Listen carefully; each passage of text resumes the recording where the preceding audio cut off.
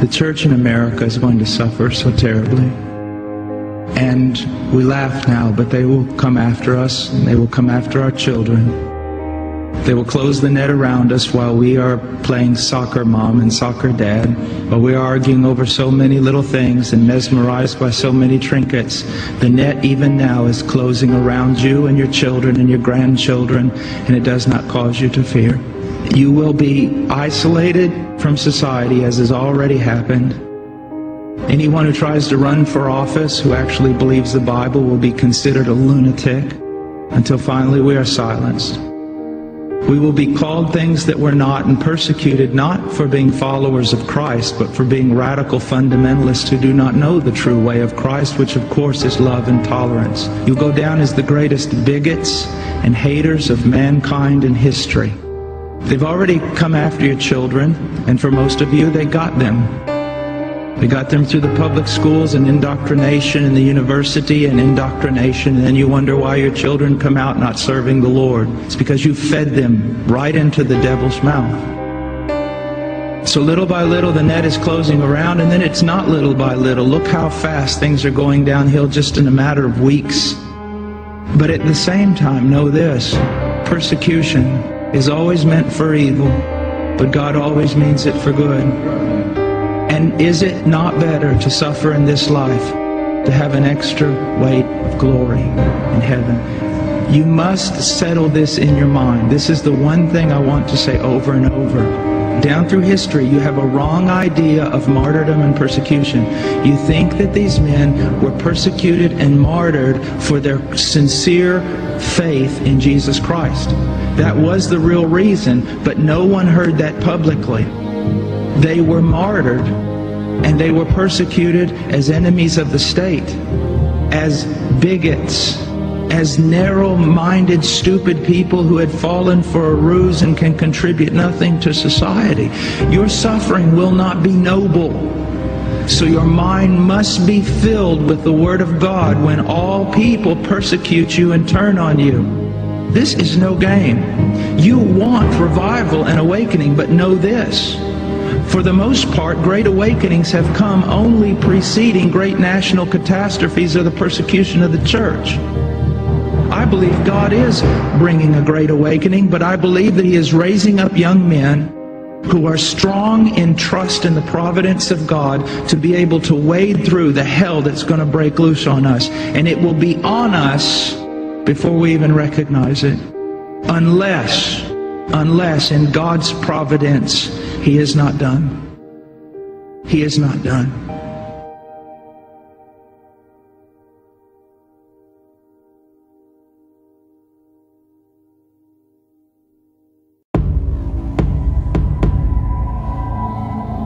So I think there are lots of interesting discoveries, biological, on Earth, and other discoveries in the heavens that those of you who are younger will get to see unfold. You'll have all kind of problems with them, but on balance it'll be a plus. And it'll make life much more interesting. I do think, first of all, that there are a number of impersonal forces which are pushing in the direction of less and less freedom. And I also think that there are a number of technological devices which anybody who wishes to use can use to accelerate this process of going away from freedom, of imposing control. We have 300 million pattern recognizers in the neocortex by my estimate. That hierarchy we build ourselves, that each of these pattern recognizers is capable of connecting itself to other neocortexes. To build this hierarchy, we build that hierarchy from the moment we're born or before that. We're going to put these gateways, this is a gateway to the cloud. We're going to put gateways to the cloud in our brains and have more than 300 million.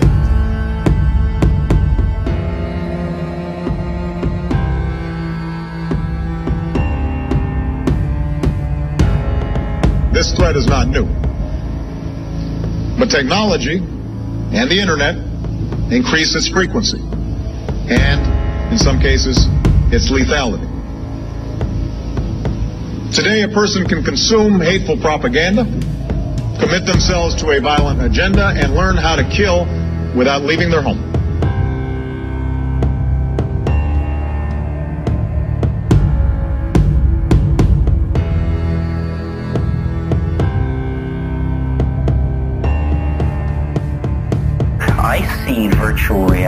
as a way not of escaping any notion of empirical reality, but as a way of reportraying invisible levels of the given world that are very vital and important to us.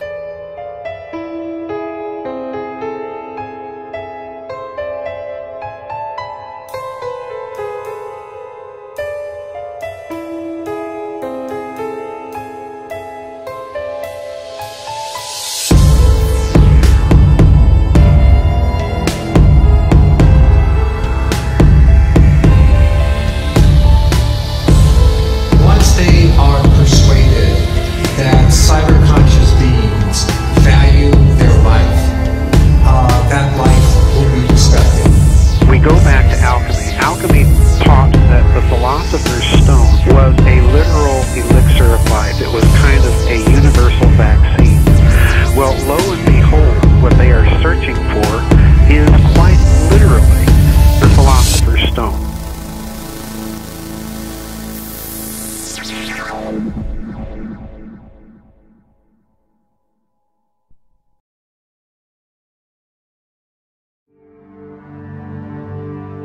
Now, I'm going to get into the great tree of knowledge and the wisdom that has been denied us by someone who does not want us to have this knowledge. Who this someone is, I don't know. I wish I did.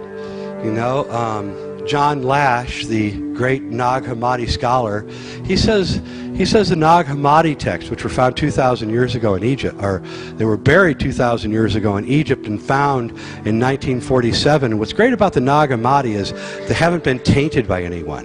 No pope, no politician, no historian has rewritten anything in there. So we're reading exactly what they wanted us to read 2,000 years ago. Okay? Nobody's got their meat on it. You know, no spin. The Nag Hammadi says that about 1,600 years ago before them, or about 3,600 years ago, the earth was invaded by something called the Archons, which is close to the Anunnaki. And they don't say they're beings. They describe it more like a virus, an off-planet virus. And these Archons came, and what these Archons are is they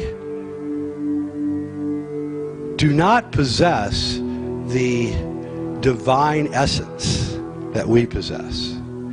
And they're really jealous of us for that. And so they're creating a world, this is what the Nag Hammadi says, a simulated world all around us. It's all simulated.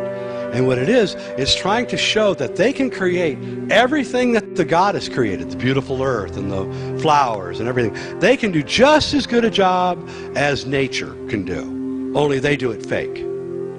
And the point of the Archons, according to Nag Hammadi, is to make you think that their reality is the reality, not the real reality. So I suspect that's who told us we can't have the fruit of the tree of knowledge. Because once you understand what is going on here, you can free yourself of the Archons. And I believe the Archons are here. And I believe they're everywhere. And I think they are a virus. Atlantis, Mu, Arcadia, the Holy Grail, the Philosopher's Stone. They all share a similar fable of something lost sought to be regained. According to the ancient mystery religions, the Garden of Eden was not a physical location on Earth, but quite literally a spiritual dimension synonymous to the heavens above. Moreover, it was believed that the sacred stone responsible for the mysterious qualities to mind and matter also came from this enigmatic point in time and space. In Celtic mythology, an immortal named Arthur of Camelot will one day return at some future time from the Isle of Avalon. Avalon in Welsh means apple, giving rise to the false notion that the fruit from the forbidden tree of knowledge, which God forbid Adam and Eve to eat, was in fact an apple. In Greek mythology, Apollo is known as the god of knowledge and light, wisdom and divination, music and medicine, and even prophecy. In the Hellenistic period, he became known as the Titan, god of the sun. His twin sister Artemis was known as Selene, or the moon goddess. The book of Acts mentions what the city of Ephesus believed to be the origin of Artemis. Quote, "And when the town clerk had quieted the crowd, he said, 'Men of Ephesus, who is there who does not know that the city of the Ephesians is temple keeper of the great Artemis and of the sacred stone that fell from the sky?'" The Muslim Kaaba stone is yet another creation myth that mentions a sacred stone which fell from heaven to earth. The stone was thought to be a fragment of the first paradise. Islamic author Ibn Abbas states, quote, "Muhammad said, 'Indeed, the Islamic teaching of the origin of Adam say that the paradise in which he lived and was subsequently expelled was not even on the earth.'" According to historian Rundle Clark, the Egyptian creation myth mentions a stone that fell from heaven called the Benben stone. This stone was believed to bring the vital essence of life from what is called the Isle of Fire. In the Egyptian Book of the Dead, believed to have been written by Thoth, the father of alchemy, tells of the place where the life essence of humanity originates, Neter Kurt, which means island or mountain of God. The mysterious regenerative qualities of the stone have also been long associated with the rising phoenix, which has its connections with the ancient city of Phoenicia, otherwise known as Sidon or Tyre. The city of Tyre is mentioned in the book of Isaiah, where the king of Tyre is overlaid with the description of Satan, who had fallen from heaven, O Lucifer, son of the morning. It is evident that with this brief survey of ancient creation myths, these occult traditions have forever been the common thread between the practices of esoteric spirituality like alchemy, Hermeticism, and Kabbalah, but also of the secret orders such as the Rosicrucians, Freemasons, and even the Illuminati. The late Christian prophecy author David Flynn summarized, quote, "The common thread within most ancient creation stories was the union of the celestial and terrestrial at a particular time of unparalleled upheaval and change. The marriage of heaven and earth gave birth to the worldwide legends of the gods who descended from the heavens."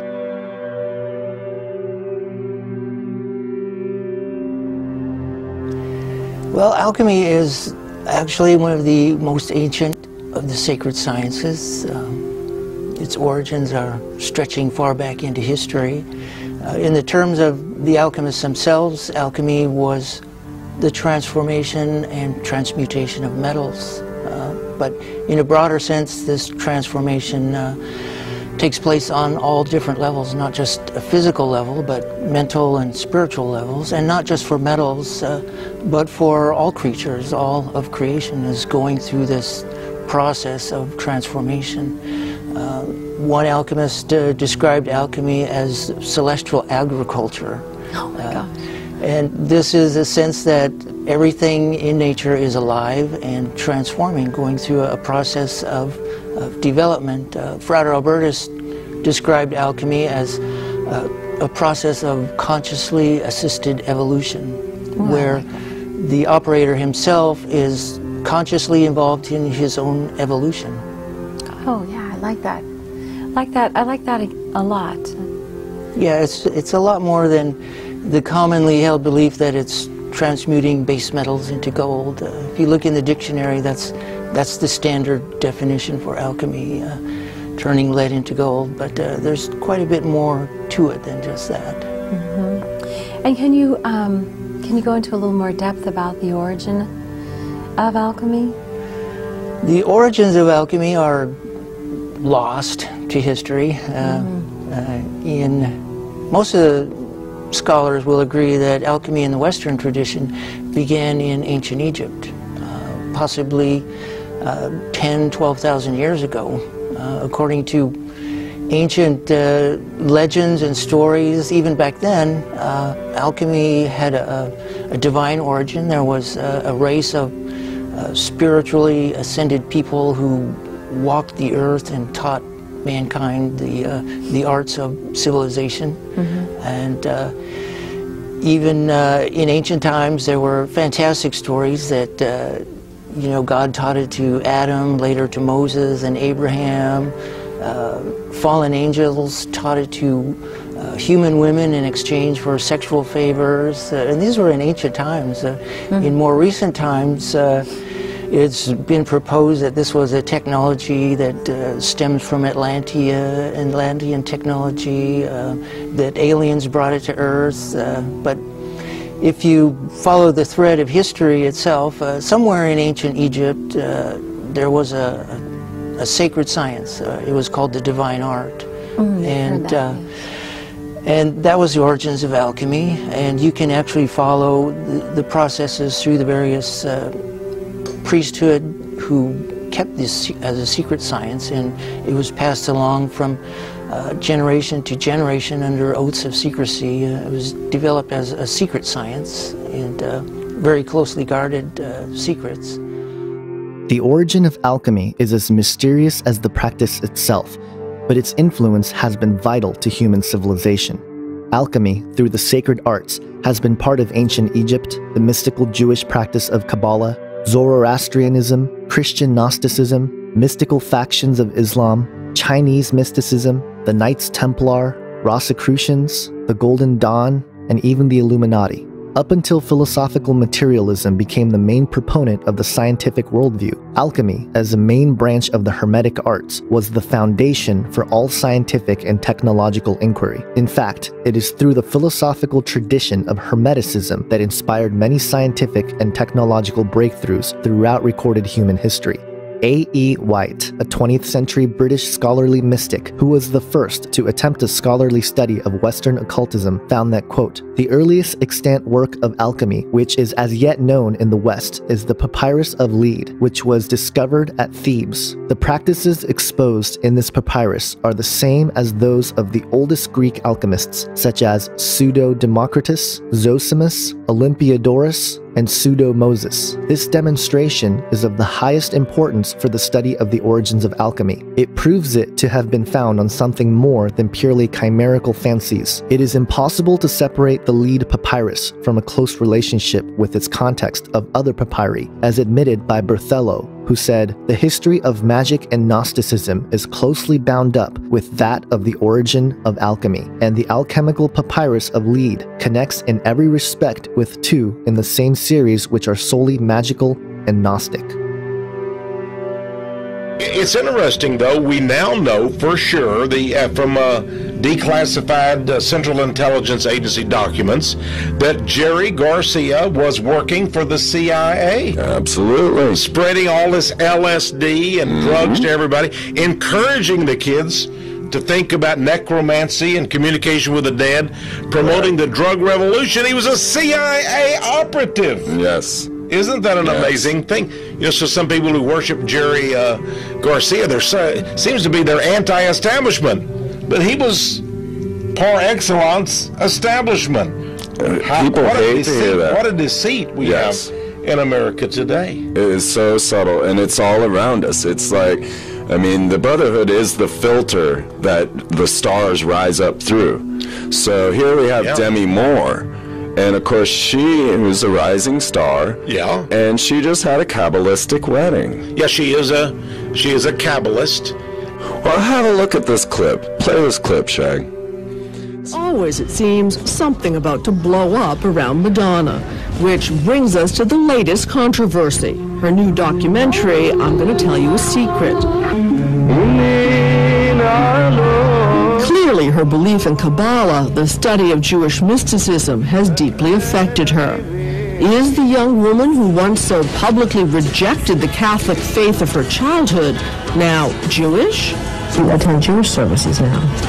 Well, that's what some people think. I don't attend Jewish services. Straighten us out. Well, I hear the Torah, but I'm not Jewish, and nor have I converted to Judaism. I think I'm connecting to something that predates religion.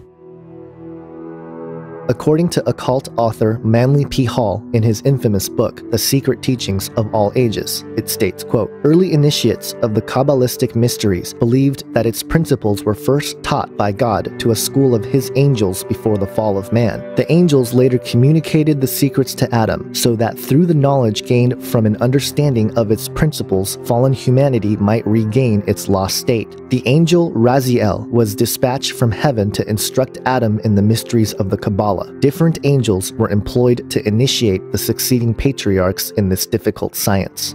Most esoteric authors believe that the origin of alchemy and the knowledge of the mysteries originate in ancient Egypt, in particular from a deity named Thoth, who later became known as Hermes Trismegistus. Garth Fowden, in his book, The Egyptian Hermes, A Historical Approach to the Late Pagan Mind, states, quote, Thoth was among the most diverse and popular of all the Egyptian gods. In particular, Thoth was regarded even in the most primitive period as the moon god. Thoth came to be regarded as the origin both of cosmic order and of religious and civil institutions. He presided over almost every aspect of the temple cults, law, and the civil year, and in particular over the sacred rituals, texts, and formulae, and the magic arts that were so closely related. To him, as divine scribe, inventor of writing, and lord of wisdom, the priesthood attributed much of its sacred literature, and of the occult powers latent in all these aspects of the cult of the gods, Thoth was the acknowledged source. By extension, he came to be regarded as the lord of knowledge, language, and all science, even as understanding or reason personified. The influence of Thoth's later title, Hermes Trismegistus, has been the root of knowledge for the history of mankind. What is now referred to as the Hermetic Order and its outworking of Hermeticism has influenced some of the most familiar names, including Pythagoras, Plato, Aristotle, Galileo, Kepler, Da Vinci, and Isaac Newton. Even Copernicus arrived at his revolutionary insights about the heliocentric solar system by mere, quote, including the hidden works of Thoth himself. In fact, Hermeticism is so influential that even the biblical method of hermeneutics comes from the same root, Hermes, the, quote, tutelary divinity of speech, writing, and eloquence.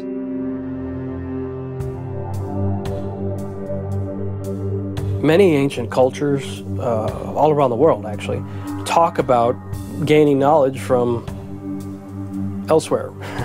You know, ancient aliens, they're always talking about ancient aliens. Well, it's true. I mean, that part of it is anyway, that, you know, the people around the world claimed that they had received knowledge and understanding of how to build megalithic structures and things of that nature from elsewhere.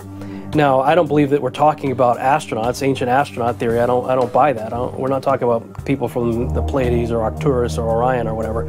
I believe we're talking about the archons. What are the archons? Well, you know, first of all, it's just a Greek word. You know, it's nothing mystical about it. The word archon just simply means chief, commander with authority. You know, ruler. You know, it's talking about a person in position of leadership. In the Book of Enoch, we see that 200 Watcher-class angels landed on Mount Hermon in the days of Jared. And among those 200, we are given a series of names, about 20, 21 names. These would be the archons of the 200. These would be the leaders of the 200.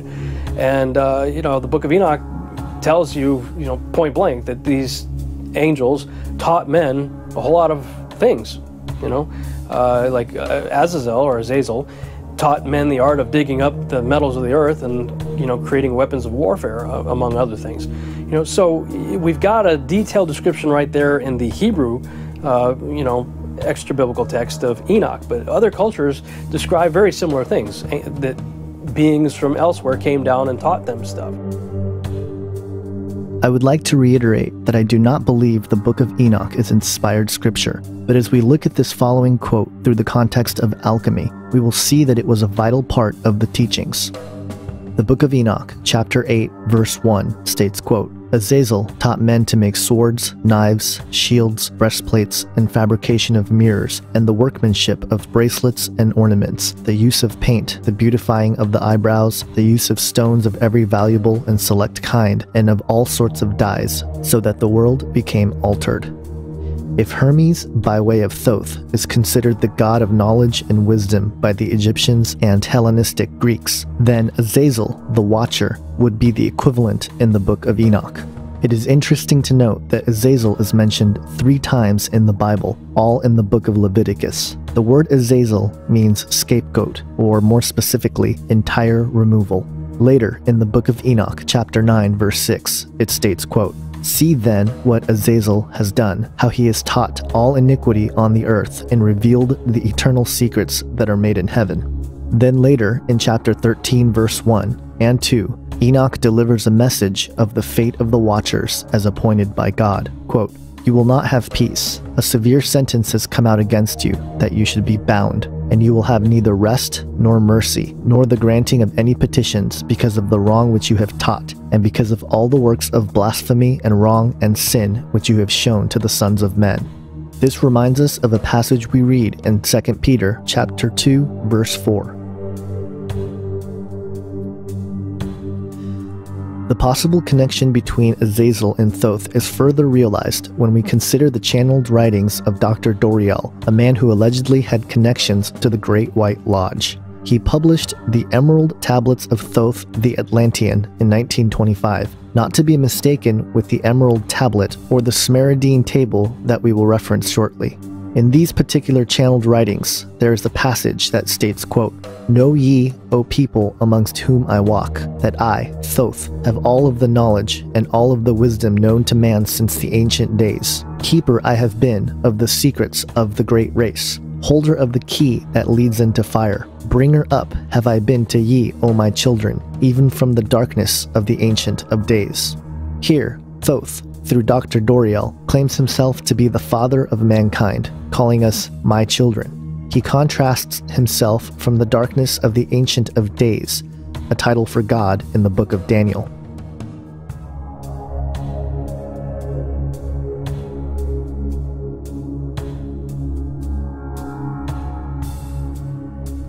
These clues are a dead giveaway of who is actually behind the identity of Thoth, or Azazel. However, the channelings don't end there.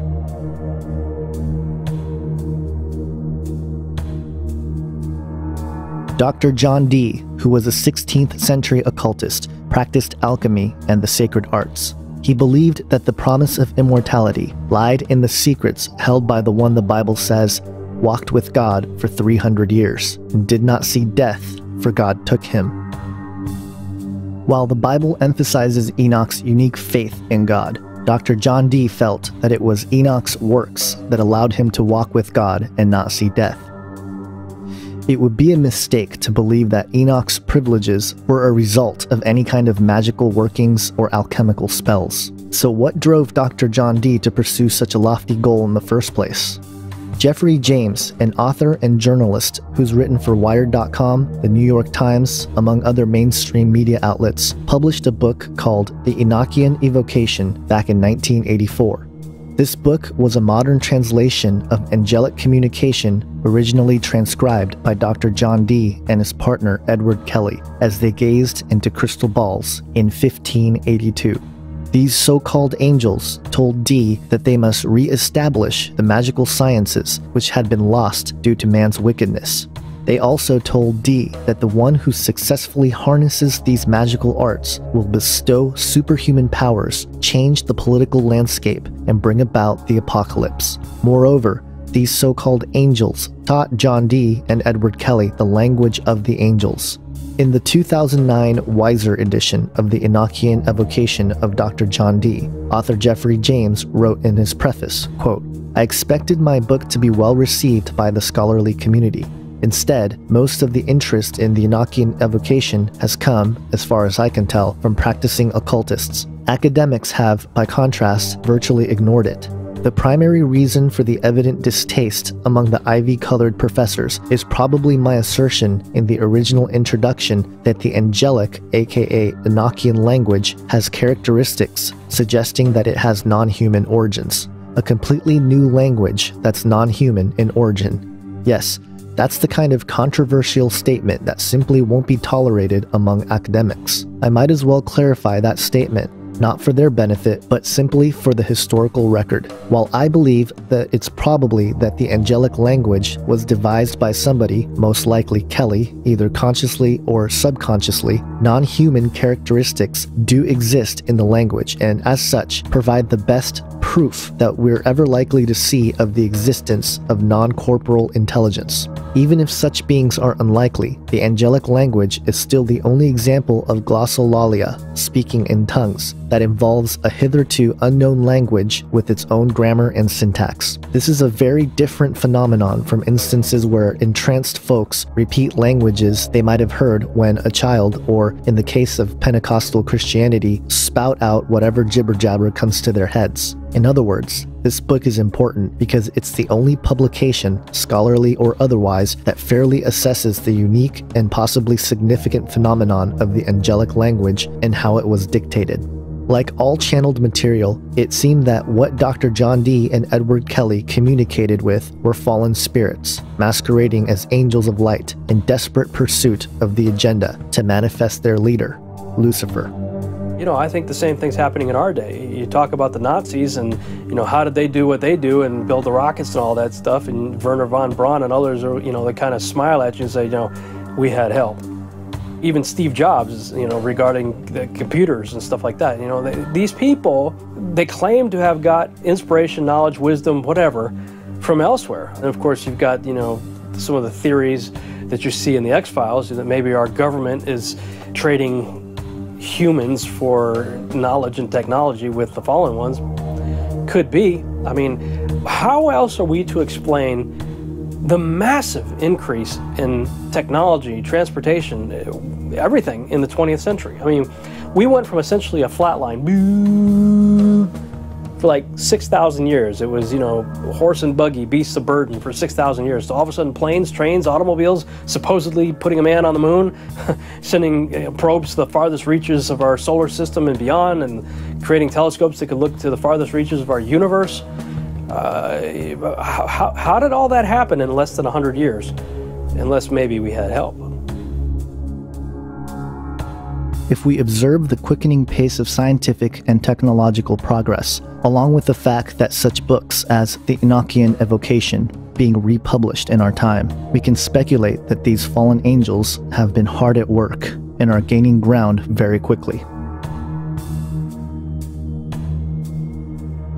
Another obscure account of the passing down of alchemical wisdom from spiritual beings is found in a document attributed to the 3rd century AD but found in the 11th century Codex Marcianus, entitled Isis, the Prophetess to her son Horus. The story is told through Isis, who is approached by an angel desiring sexual relations with her. Quote, "In the course of events and the necessary revolution of the spheres, and after a certain passing of the Chiroi, one of the angels who reside in the first firmament saw me from above and wanted to unite with me. He advanced, intending to arrive at his goal, but I refused to yield, wanting to learn from him the preparation of gold and silver. The next day, a greater angel named Amnael, who was identified with a mark on his forehead and a vase that was not covered with pitch, but rather full of transparent water, approached Isis. Isis first yielded to Amnael, asking in exchange for the knowledge of alchemy. Quote, "And when he delayed to answer, I did not yield a bit, but I resisted his desire until he let me see the sign which he had on his head, and transmitted to me without reserve and with sincerity the mysteries that I sought.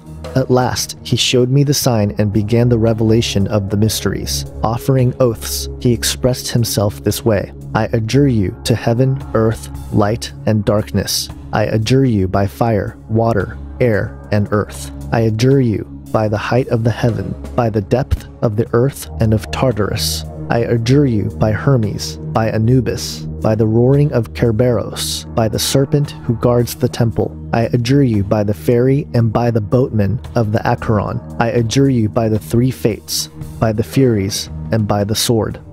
Amnael then warns Isis never to reveal the mysteries that were given except to her son Horus. What is alarming about this ancient account is that it is not unique to antiquity. Today, there are people who have publicly claimed to have sexual relations with angelic entities. Meets Stephanie Cohen. Stephanie claims that she is often visited by aliens who help to guide her through life. Not only does she claim aliens sneak into her room at night, she also says that she has sex with them and has out-of-this-world orgasms. Professor Chris French, however, believes there is a rational explanation, and welcome to you both. This is utterly fascinating. And we should say to Stephanie, we're glad to have you here this morning because as you've been in this morning talking to us, last night, you travelled out to the solar system. Where did you go and how did you get there? My group, I call them Team Spirit, and we have a UFO, flying saucer, Yeah. And we've got a photo. No, it's not a photo. It's a picture I drew. This is a drawing that you've done, and this is the UFO that you went in. Yeah, sure.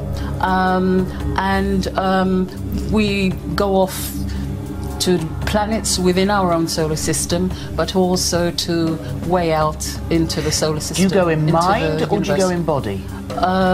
In mind, because it happens when when my physical body is asleep, but my spirit will then leave. Could it be a dream? I mean, would that be what most people call dreaming? A dream is a friendly way of letting you know what you've been doing without scaring you.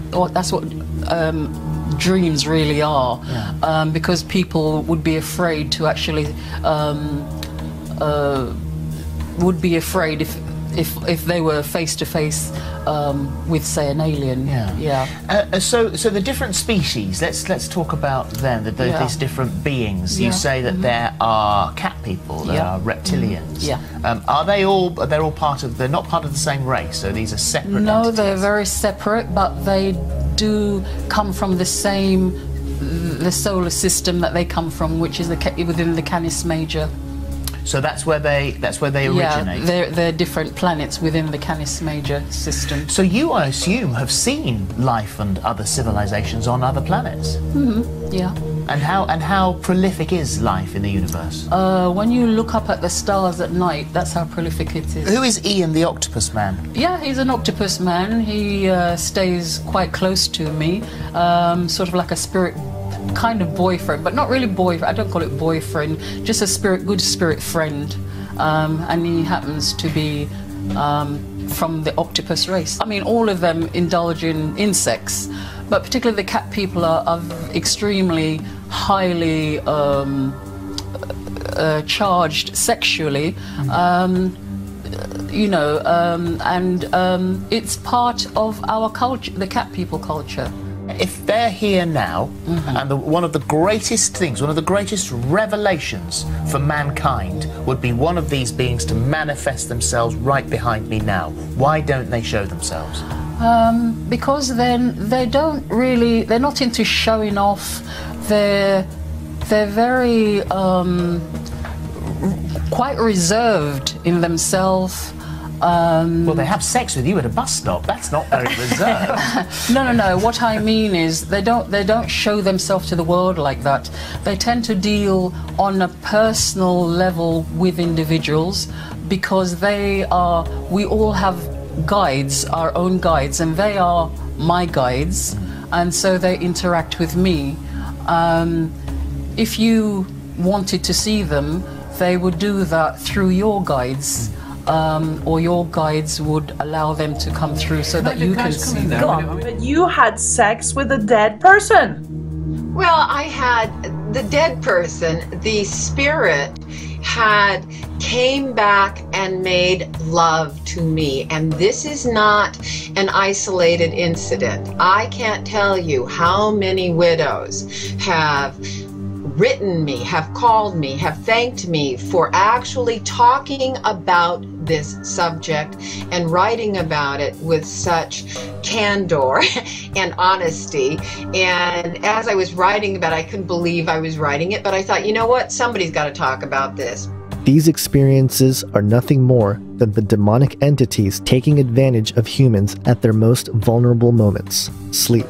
The male demons who seek sexual relations with human women are called incubus, while the female demons are called succubus. The earliest mention of demons or spirits mating with humans is found in the Sumerian account of what is called the Sumerian King List. There, a demigod named Gilgamesh is said to be fathered by Lilu, which means spirit or demon. If you or someone you know are having such experiences, as positive as they may appear to be, please strongly consider the words of 1 John 4:1.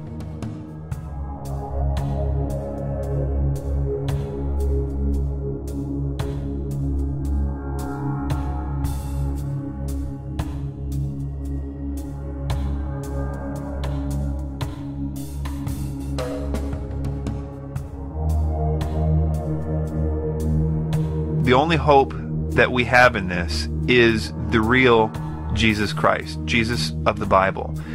He's the only thing in the world that these beings are afraid of, and they are more than a little afraid of him. They are terrified of him.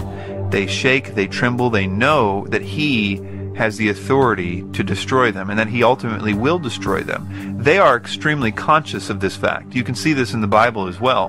Mark is a great book of the Bible. The first chapter talks about Jesus casts a demon out of a person that says, have you come to destroy us before our appointed time? That's what the demonic voice is saying. And later on in Mark chapter 5, we see that these beings are again terrified of him. They beg him, don't send us to the abyss. Jesus is our only hope in this, not just to scare these beings or to make them stop what they're doing, but also because he is the only way to essentially repair these doors. We can stop doing whatever we're doing, but it's not going to repair the doors. The protection barrier that we've destroyed or are slowly destroying, that's not going to just get better if you leave it alone. But he has the power to also restore that, and that is through an actual, real, supernatural Christianity. And I say it that way because a lot of people think Christianity is just sort of rules that you follow. But Christianity is a supernatural thing that happens to a person that changes their heart. It's no longer a chore to want to do good and to begin to hate evil, because it says that if any man is in Christ, he's a new creature. Old things pass away, all things become new. And that was something that happened in my life. It was something that I wasn't expecting. I thought Christianity was a bunch of rules. But when I really decided, okay, if Jesus is Lord, if he really says, like in the Bible, it says, all power has been given to me, in heaven and earth. If he is really Lord, then I'm going to make him number one in my life, in my heart anyway. I'm going to say that he's more important than all this other stuff. And it's that one little idea that changes everything. The idea that you will say, okay, I'm not the boss anymore, he's the boss. If I could just simplify what repentance is, that's it. It's the idea that you're going to say, all right, if he's the boss, then he's the boss in your heart. And it's in that moment that my life changed. I think what people call being born again, or what Jesus calls being born again in John chapter 3, that happened to me. And slowly, my heart started to change. And I wanted good things, and all these addictions and terrible things that I was doing were slowly just falling off me. I even tried to continue to do them, but I couldn't do them because I had a new heart.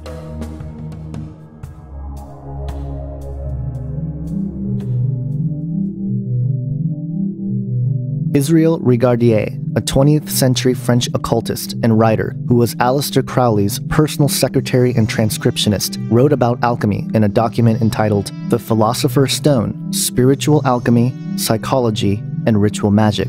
Quote, "The alchemical and magical theories roughly amount to this. In the course of long aeons of time, nature has gradually evolved a complex mechanism of reaction, which we call man. Marvelous as this organism is in many ways, yet it manifests several defects. A stream cannot rise higher than its source, and without entering into the complicated and at first sight rather bewildering realm of alchemical cosmological theories, it is held that nature has fallen from a certain divine state, from grace as it were. Because of this condition of things, it is held that by herself and unassisted, nature cannot regain her former glorified condition of equilibrium. The great work of alchemy is to bridge the gap or veil that currently exists between the physical and spiritual realm." Another early 20th century author named Herbert Stanley Redgrove, in a book entitled Alchemy, Ancient and Modern, stated, quote, "The famous axiom beloved by every alchemist, what is above is as that which is below, and what is below is as that which is above." The alchemist postulated and believed in a very real sense in the essential unity of the cosmos. And later, Redgrove quotes from the Smaradine Table, also known as the Emerald Tablet, which according to Albert Magnus was found in the tomb of Hermes by Alexander the Great. On the tablet was inscribed 13 lines, one of which read, quote, "Ascend with the greatest sagacity from the earth to the heaven, and then again descend to the earth, and unite together the powers of things superior and things inferior. Thus you will obtain the glory of the whole world, and all obscurity will fly far away from you." What's fascinating is that the Bible is consistent with this idea that heaven and earth were once together. The veil is a concept that I didn't see for a very long time, and really most people haven't actually seen this idea of a veil between heaven and earth. But I began to discover it when I looked in Revelation chapter 6, and it says that the heavens are going to recede like a scroll. And Isaiah 34:4, it says the same thing, that the heavens will recede like a scroll. And I kept thinking, what does that mean? Does this mean that the sun, moon, and stars are going to somehow just shrink right up and they're going to go away? Are they going to get wrapped up in what's left, you know? But then I went back and I saw in Scripture, in Ezekiel chapter 1, where he says that he was sitting by the river Chebar in Babylon, and he saw the heavens opened, and he saw visions of God. So it wasn't that the sun, moon, and stars and the universe suddenly, you know, opened up. It was that there was some kind of a membrane, a veil, a force field, if you will, between heaven and earth. We see this also when Jesus comes up out of the water at his baptism. It says that the heavens were opened and the Holy Spirit descended like a dove. And a voice was heard from heaven saying, "This is my Son in whom I am well pleased." Stephen, when he's being stoned, he saw the heavens opened and he saw Jesus up there, not far away, mind you. And then John, in the book of Revelation, saw the heavens open. Now, at another place, in 2 Kings chapter 6, Elisha and his servant wake up one morning and they find the Syrians have surrounded them. And Elisha's not worried, but his servant is. And Elisha prays, "Lord, I pray that you'd open the young man's eyes that he might see." And the Lord does. And then he's able to see horses and chariots of fire all around. Well, that's because his eyes were open. He could finally see through this barrier, whatever we want to call it. But I think veil is a good term for that, because we have in Isaiah chapter 25, he says, "On this mountain God will swallow up the covering that covers all people and the veil that is over all nations." So he's going to take away this veil. Even in Isaiah 64, Isaiah says, "Oh, that you would rend the heavens and come down."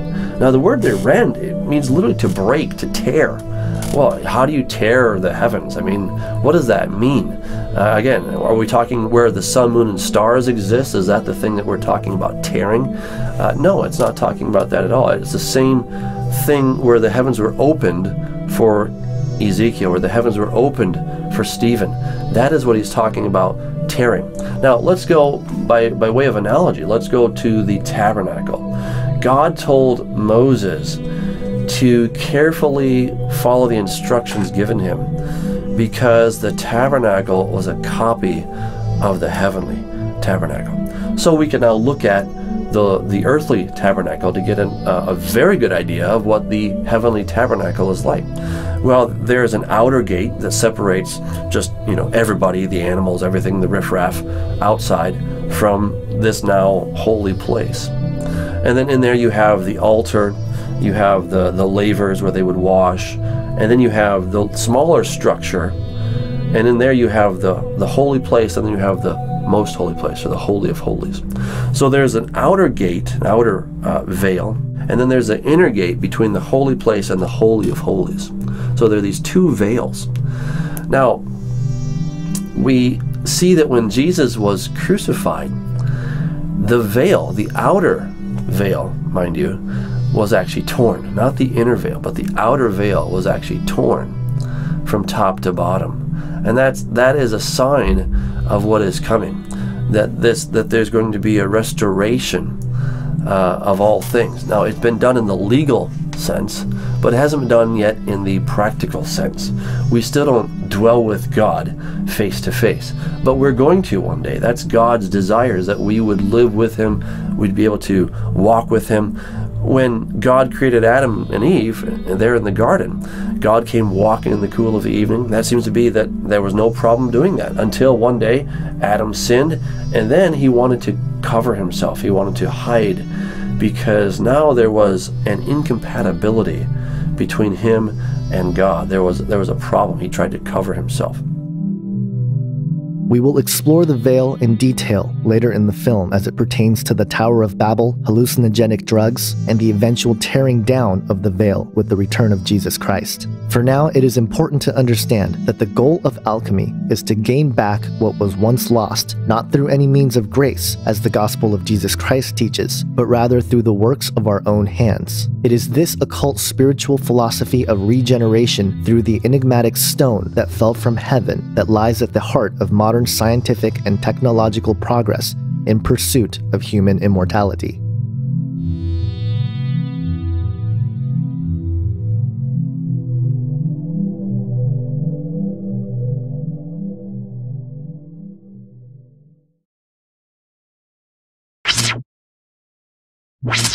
We're just, can I try that again? Hey guys, thanks for having me on. Great to be here. How's it going, Rob? It's going great, man. How are you guys doing? Great to be on the show with the awesome name. Agenda, what I think everyone needs to know on other people. It didn't really work that way. Hi guys, it's your boy Johnny. Oh, it's so nice to be on Canary Cry Radio. People will sometimes say to us, you guys are taking this stuff way too lightly, because you guys are laughing all the time. That's what started it, and we opened wide to saying, Lord, we'll help any of these, we'll go whatever. Well, is that the way the Antichrist is going to arrive? I don't know, but I know that the book of Revelation tells us in Revelation 17 that the world is going to marvel at he who was and is not and yet is. There's a lot of minds that are being made up that say, hey, you know, E.T. is God. The God of the Bible is just ridiculous. You're listening to Canary Cry Radio. Here's Basil and Gons.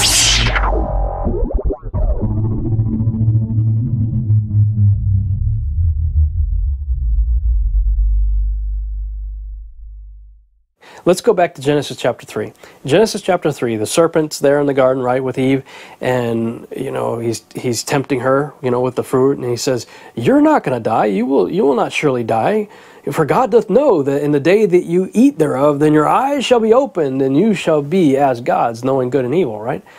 So, what do we see there? We see three promises of the serpent. He says, immortality, right, you're not going to die. Your eyes will be open, you'll have greater wisdom and understanding and knowledge, right? And you shall be as the gods. You know what's funny about those three? Adam and Eve already had them. Adam and Eve already had those three. They were already immortal. Death didn't come until after they took a bite. Their eyes open, having greater wisdom and understanding. I mean, come on. They walked in the garden with God, the creator of the universe. It's kind of like, you know, hey, God, how did the Milky Way get there? Well, let me tell you, Adam. I mean, how much more wisdom and understanding do you need than walking in the garden with God every day, the creator of the universe, right? And you shall be as gods. They already were. They were made in the image and likeness of God. So the three promises of the serpent, they already had. And they took a bite and they lost all three. And man has been trying to get it back ever since, apart from God. I think the real agenda of transhumanism is to get back the three things that humans lost in the garden and to be like God. Achieve immortality apart from God, have supernatural ability, become the gods of the ancient world. You know, that's the agenda. That's what they're working on, and it's happening. It's happening very quickly, and we need to be aware of it.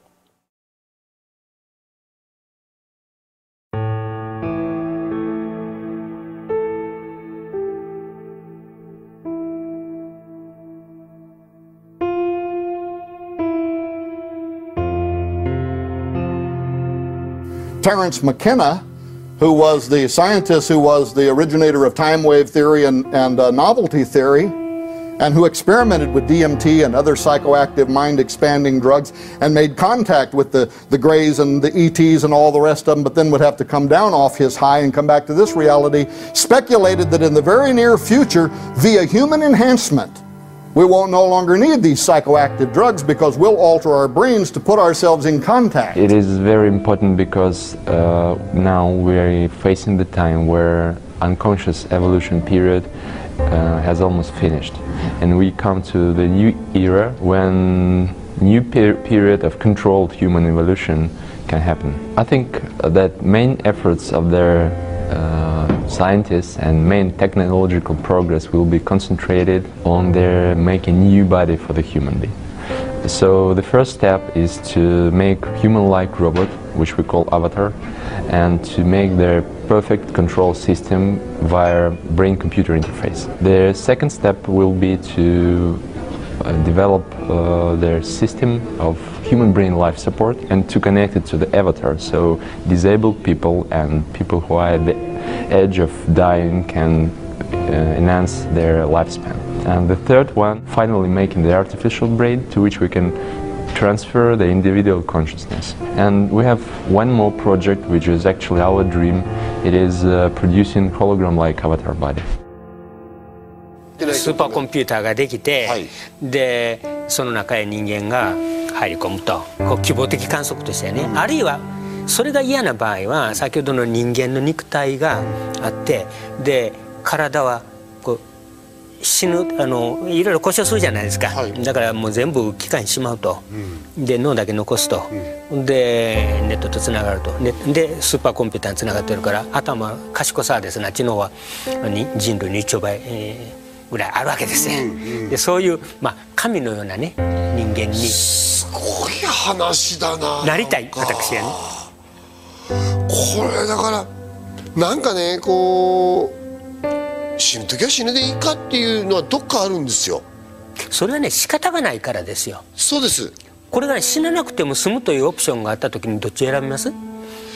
でもねそこ迷うとこでね自分の体が運命として受け止めて死んでいった方がいいんじゃないかなっていうところありますね。それはねいやもう今まであらゆる生物が死ななきゃならないという運命を背負ってるからね、それはもう宿命なわけです、だけどカーツワイルはですよ、未来永劫に生きる方法がある、それは分かりませんよ、でもできたとしましょう、ね、どっち選びますかって。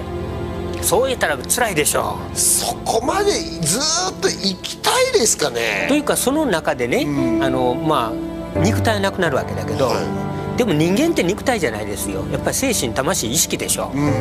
でこれだけが生き続ければ一種の天国ですよ。そこはね地獄かもしれんけどね。地獄の可能性の方が高くないですか。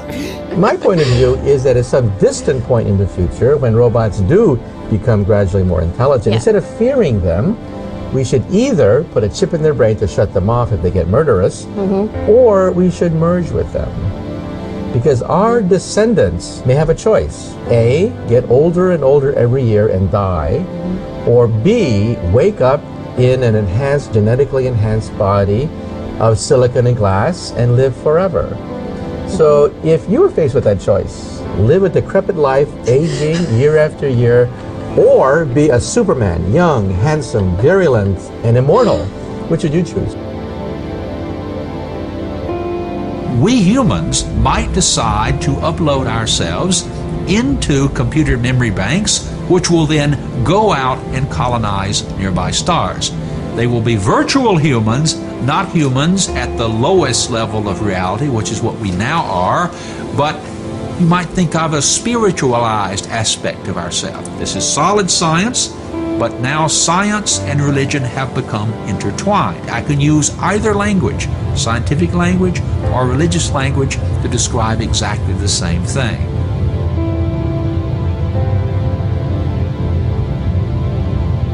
Human beings in the far future will be primarily virtual humans. And it is those virtual humans that will get into tiny spaceships and travel to the distant stars, colonize those nearby stars, start the same process again. What will happen is the universe will be slowly but surely converted from its current dead matter state into a living matter state. In the far future, the entire universe will be one gigantic computing machine.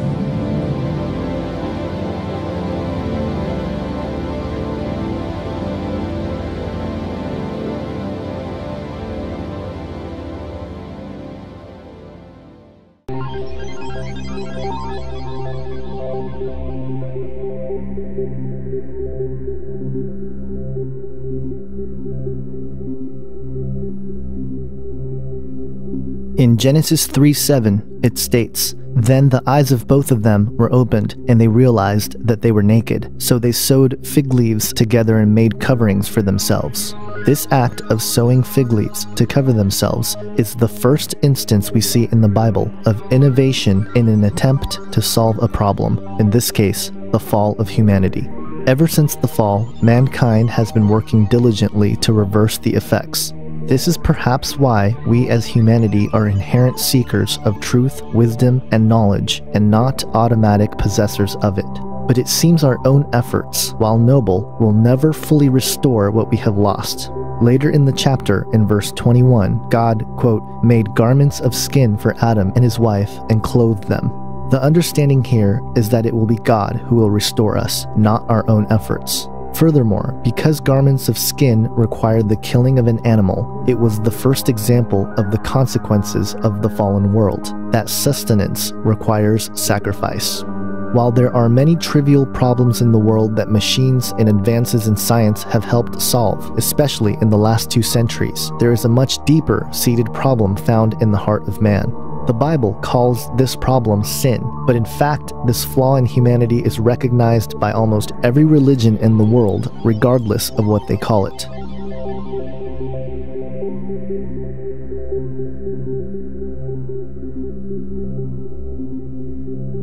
Even the self-proclaimed atheists, or the agnostics, cannot deny this inherent shared problem. Many in the new atheist camp are quick to blame religion as the root of the problem, yet I would imagine that even if religion were completely wiped out, these inherent problems within the heart of man would persist. In Buddhist philosophy, there are 4 noble truths. The first, dukkha, means dislocation or hindrance from our purpose, and the second, tanha, being desires that are unwanted that hinder us from the true goal of attaining nirvana. These 2 noble truths in Buddhism are very similar to the Christian concept of sin.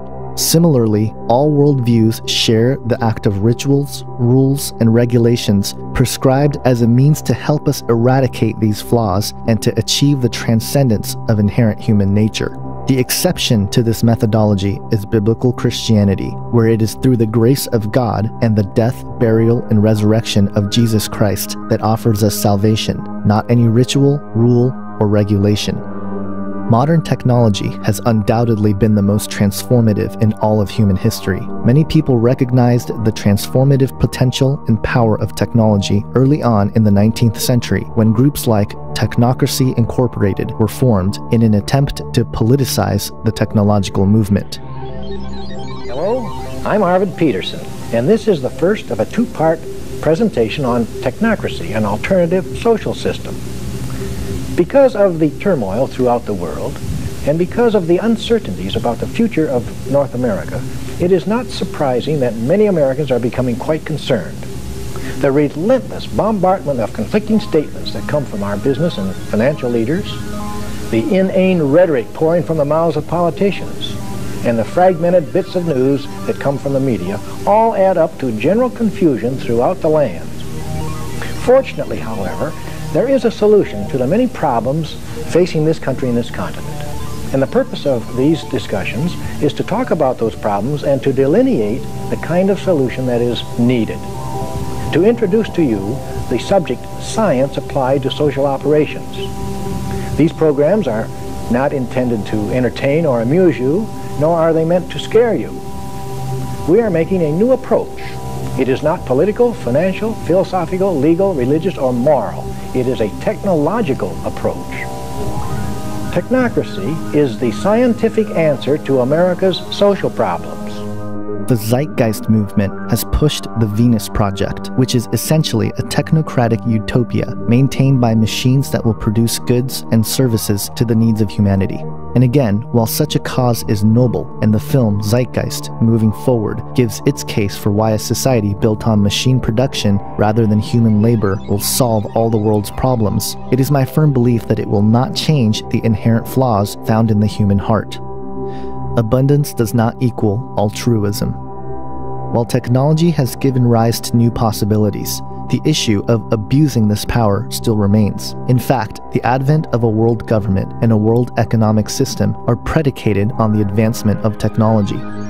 Can a microscopic tag be implanted in a person's body to track his every movement? There's actual discussion about that. We propose that everybody, every American, citizen, legal immigrant, gets a non-forgeable employment card, a national employment card. It has a little chip in there that you can't forge that matches the retina of your eye. Now, every employer would have to swipe the card through a little machine like a credit card machine. When someone applied for a job, it would have their picture on it, of course.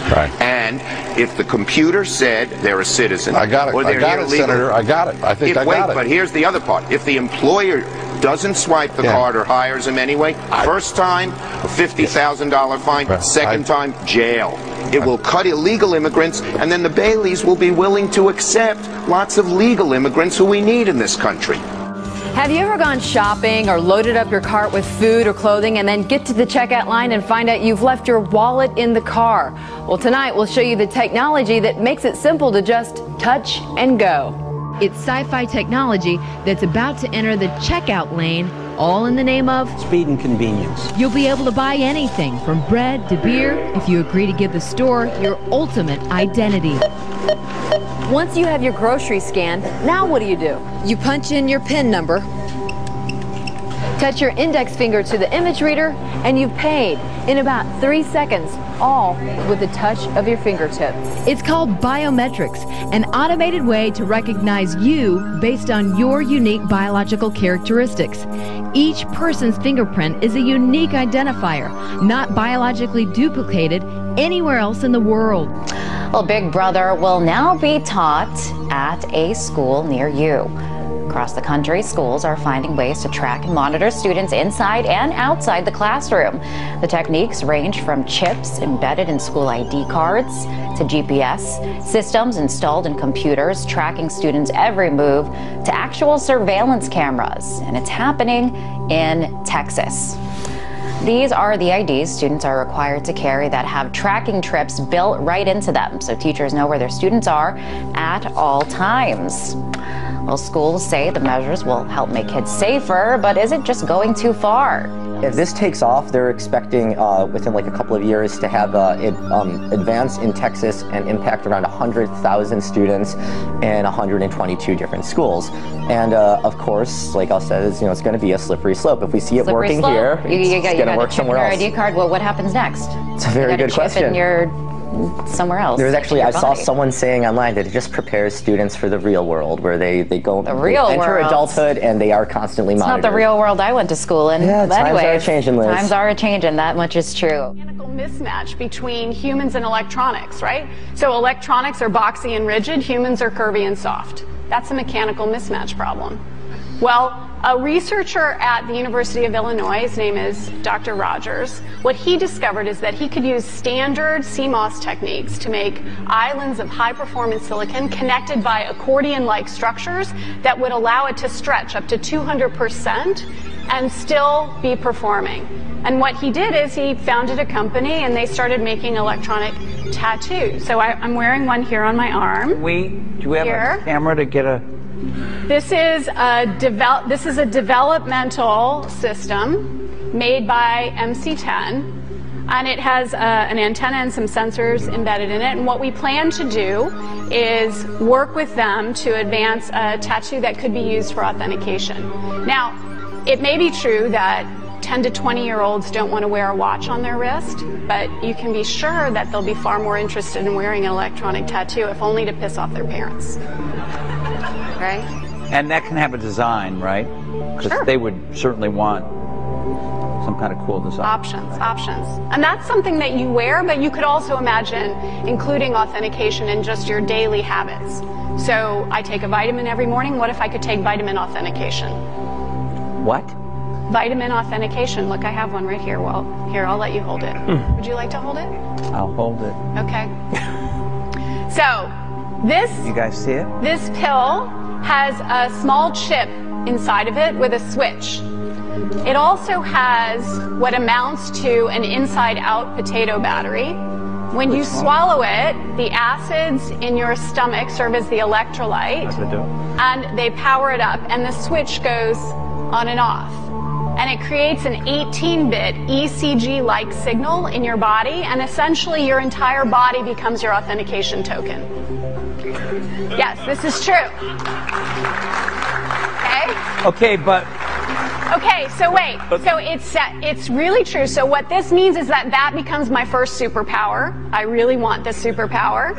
It means that my arms are like wires, my hands are like alligator clips. When I touch my phone, my computer, my door, my car, I'm authenticated in. First superpower. Like, I want that. So we're not shipping that right away. Yeah, no. We're not shipping that right away. But it sounds like... This is FDA cleared? So here's the thing. This is not science fiction. This pill was actually made by a company called Proteus, and they've developed it for medical applications. That pill has been CE stamped and cleared by the FDA. You can take 30 of those per day for the rest of your life. It's a new technology that is unlocking the Pulse password. Your heartbeat reveals a lot about you, and not just about your health. There's actually unique characteristics that relate to the size of the heart, the position of the heart, and the physiology surrounding the heart. It's as unique as your fingerprint, and now it's being used to replace passwords, key cards, bank cards, even credit cards. It's like your personal PIN number is your heartbeat. Imagine opening a door without a key, having your tech gadgets like smartphone or tablet unlock the second you walk into a room, or making a purchase at a store without using a credit card. It sounds like something out of a science fiction movie, but technology expert Lance Ulanoff says it's the way of our very near future. It's going to be a way for us to interact with the world around us without having to constantly identify ourselves. Canadian company Bionym developed this little wristband to recognize the pattern of your pulse. The wristband then transmits that information so you can perform transactions like withdrawing money without a bank card, even opening a car door without a key. You don't have to remember anything. You don't have to do anything special. And it's not the only concept. Motorola is developing a temporary tattoo that contains a computer chip and antenna.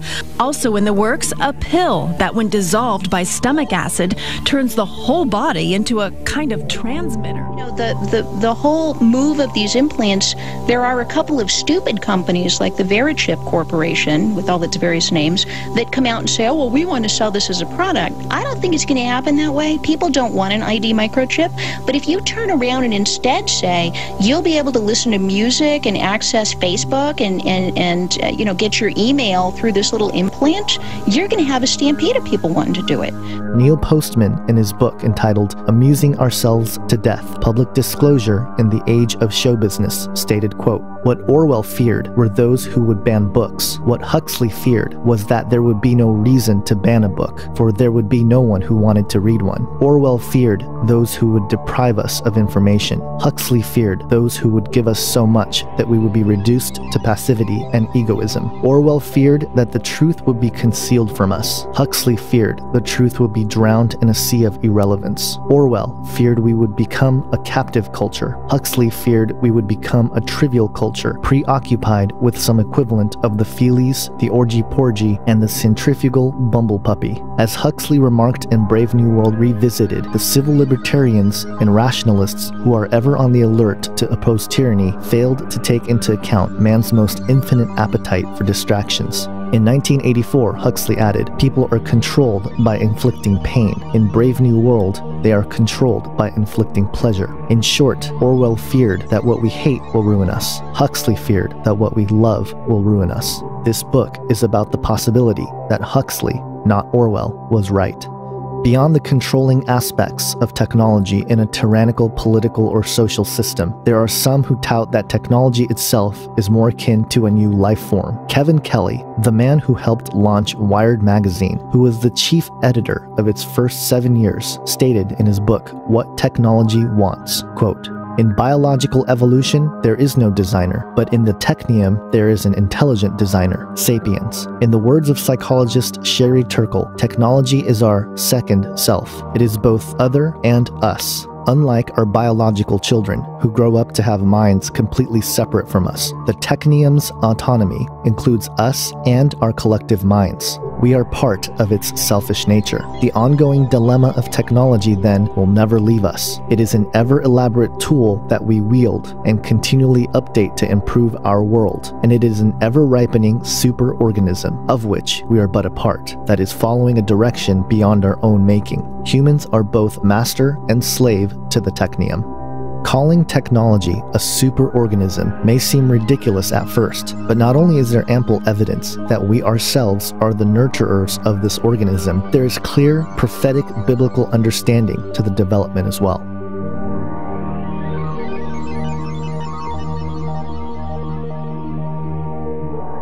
This is a very widespread belief in our society. It's the kind of belief system of people who say, I don't believe in God, I believe in science. It's a belief system which has now been spread to the entire world. But there's a conflict in the heart of science between science as a method of inquiry based on reason, evidence, hypothesis, and collective investigation, and science as a belief system or a worldview. And unfortunately, the worldview aspect of science has come to inhibit and constrict the free inquiry, which is the very lifeblood of the scientific endeavor. Since the late 19th century, science has been conducted under the aspect of a belief system or worldview, which is essentially that of materialism, philosophical materialism. And the sciences are now wholly owned subsidiaries of the materialist worldview.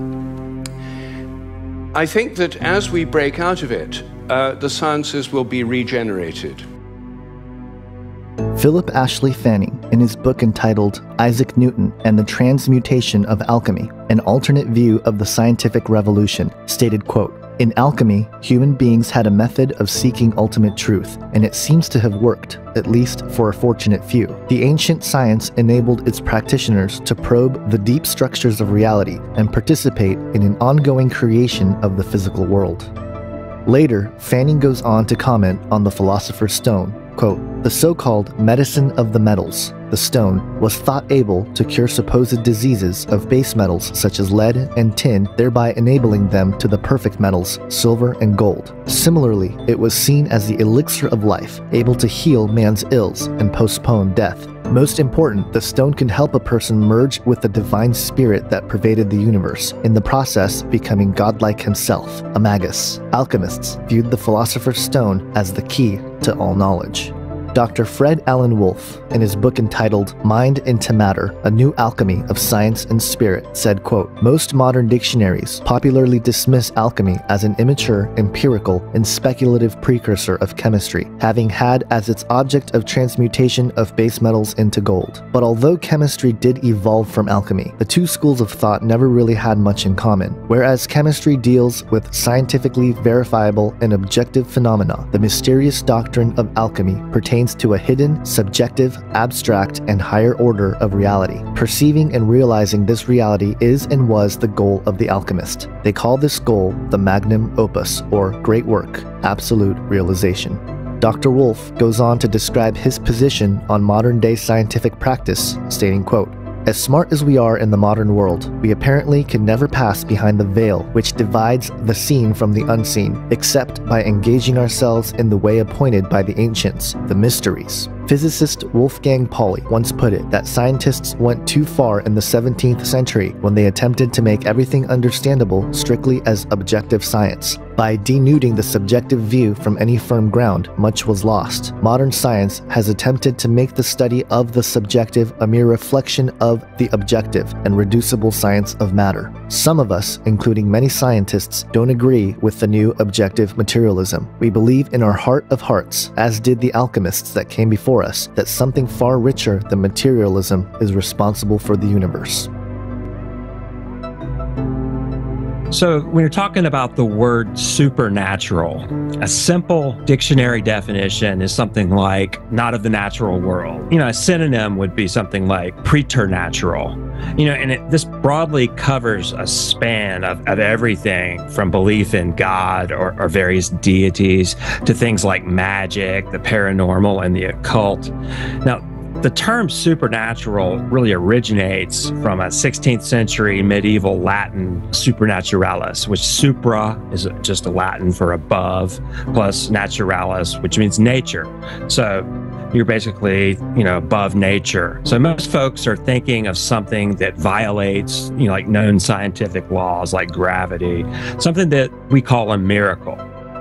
Now, miracles are described in the Bible, and they seem to fit into two broad categories. Now, the first category would include, events that are occurring with supernatural timing or supernatural placement or both. But in and of themselves, they're a natural event, but the timing or how it occurs is above nature because God does it, or a supernatural agent like an angel would do it. Now, the second type of miracle encompasses a supernatural event where the phenomenon itself would defy physical laws of the universe.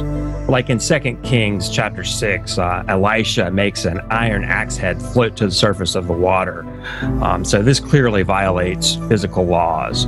Something like when Jesus walked on water, that would clearly violate known physical laws. So we have these two kind of categories of miracles. But, when we're talking about something being above nature, it does beg the question of what is nature? And this is where you get into quite a bit of controversy in philosophical circles. And this really comes into what we call metaphysics in philosophy. It's kind of the branch of philosophy that deals with the nature of reality. And you really can't talk about supernatural without having a metaphysical theory of reality. Now, what this really means is meta is a prefix meaning beyond or after, something like that. So you have beyond physics. So it's actually very congruent with the concept of supernatural because we're talking about what is beyond physics. So the sort of questions that philosophers look at in metaphysics are things like, does God exist? But other things like, do numbers and mathematical objects exist independently of the human mind? Or this was another one that's even more interesting. Does anything exist apart from the human mind? And there's actually some pretty rigorous philosophical arguments for what is called idealism, which basically says that everything is ultimately mental and that matter doesn't exist. But the dominant, metaphysical worldview that's taught in our universities and, in science is reductive materialism or naturalism. And this is the idea that all of reality is explained simply by matter and energy and acting according to the laws of chemistry and physics. However, they don't really have any evidence to make such a broad claim like that. And, I think that naturalism or reductive materialism itself is actually a mythology, mainly perpetrated by secularists and atheists to support their worldview. Now, they have what they call a program of demythologizing religious claims and supernatural claims. They believe that there are no true supernatural spiritual realities, only natural phenomena. And so they assume there must be a natural explanation behind every religious belief or supernatural claim. Thus, they assert things like scientifically ignorant people create myths and religious symbols for natural phenomena that they don't understand. For instance, like a culture that doesn't understand thunder. So it interprets thunder to represent a deity in order to make sense of it somehow. So the goal of the naturalist or the reductive materialist is then to discover, the natural causes of these things and then drove this culture to create this mythology. And they demythologize it by explaining it away. Now that's happened in our culture to some degree. So they have some points in that. And we have discovered a lot of natural causes for things that we used to think were supernatural. But the art of demythologizing is really itself a mythology because, it just asserts a bald-faced assertion that there are no supernatural or transcendent kind of mysteries to life, and then it interprets everything that it cannot understand in terms of naturalism or reductive materialism. For instance, there's quite a few things that they don't have answers for, like the Big Bang cosmology. They've pretty much proven by their own scientific methods that the whole universe came into being at a point in time from nothing. Because nature came into being at that time, whatever caused that, whatever made that process ensue is by definition supernatural. because it caused nature to come into being. So we really do have evidence for the supernatural in the Big Bang cosmology, just because whatever made it bang is by definition above natural. So they really have undermined themselves by their process of investigation. And there's other things like the origin of life. They really don't have any good natural explanations for how life got started. So, we see prominent scientists, looking at extraterrestrial explanations for that. Naturalism, reductive materialism, which is our dominant university-taught worldview, is in deep trouble. It's actually dying. And what we are beginning to see now, though, is not so much a revival of Christian supernaturalism. It's more, we're starting to see a rise of kind of a pantheistic monism, a kind of a spiritualism that's beginning to get a lot of traction in the culture. So I'm predicting that we're going to see quite a rise in the supernatural worldview. It's going to be something that's a little more in the occult paranormal realm. But I think that materialism is actually dying, and it probably doesn't have another generation left before it's completely disproven. There are several more books that seem to be igniting a metaphysical or spiritual component into the scientific worldview, including Lee Bladon's The Science of Spirituality, integrating science, psychology, philosophy, spirituality, and religion. The Dalai Lama's The Universe in a Single Atom, The Convergence of Science and Spirituality. Dr. Massimo Citro's The Basic Code of the Universe, The Science of the Invisible in Physics, Medicine, and Spirituality. And Dr. Charles Taft's 2009 book, The End of Materialism, How Evidence of the Paranormal is Bringing Science and Spirit Together.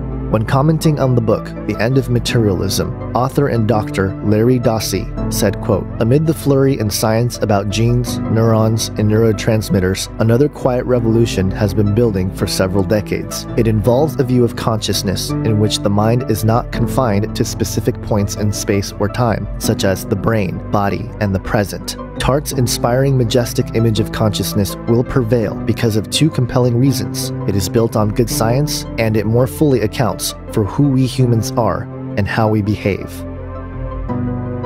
Let me say very clearly, there is no globalism without the spiritual presence behind it. There is no synchronizing and crystallizing the political, the economic, the military, the environmental, the sciences and technologies without that spiritual presence behind. So if we do not look at the entities behind, yes, they are non-human entities, intelligences, as the Nazis called them. They are alien in the sense that they're not of our physical world, but they're not extraterrestrial. They are extra-dimensional. These are beings that have been around for millennia. They are fallen ones, fallen angels. You can say demons, daemonoia, Satanas, Diablos, ancient serpent, and by the Spirit of God, there's designations given to those entities. Now, those entities, as we've said again and again and again, the Scriptures bear out the Greek word metaskidzmazatai, the ability to morph, and the ability to present a front that is acceptable without changing its nature or agenda. Now, that's part of the global deception. That's part of the end-time deception issue. And as Scripture, the Spirit of God has shown us, the broadest, deepest, most controlled, but yet most supernatural deception will be occurring in the last days, a ramping up an evolutionary development to the point of bulging at the seams. The same beings that Himmler was after, the same beings that guided Helena Blavatsky and Alice Bailey in the writings, the same beings that would predict their goal of the transformation, evolution, and alteration of humanity, and bringing about a new era and a world super leader, as defined in the externalization of the hierarchy, is reappearing in what looks like an extraordinary, dazzling, incredible combination of science and spirituality.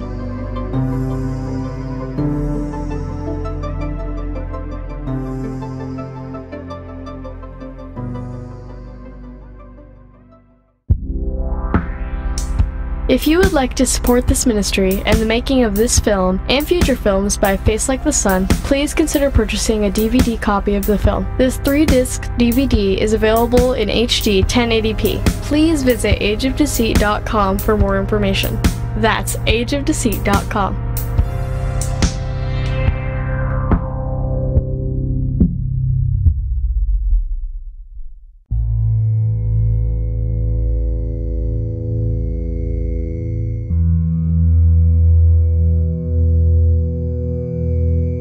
Let me begin by stating here that I am not against the advancement of technology. I believe that much of the work is done with good intentions for the well-being of mankind. However, as the old adage goes, the road to hell is paved with good intentions. There are in general 4 areas of advancing technologies. These are called GRIN technologies. They stand for genetic, robotic, intelligence, and nanotechnology. Early in the 20th century, we saw the development of what was called eugenics. Eugenics was a social philosophy with the belief that humans could improve their genetic quality by selective control of human breeding and sterilization. The history of eugenics in America has largely been forgotten. For example, eugenics was widely accepted in the US academic community in the early 1900s with financial support from corporations like the Carnegie Institution and the Rockefeller Foundation. Many US states also had laws that allowed eugenics-based sterilization and euthanasia. While today, eugenics is largely remembered as Nazi propaganda, the reality is that it was a major part of American culture. But many believe that the concept of eugenics has gone away and no longer exists, but they are wrong. Eugenics simply goes by another name today. Bill Gates, who of course runs the biggest charitable philanthropic foundation, which is tax-free, the Bill and Melinda Gates Foundation, and I just want to point out leading into it,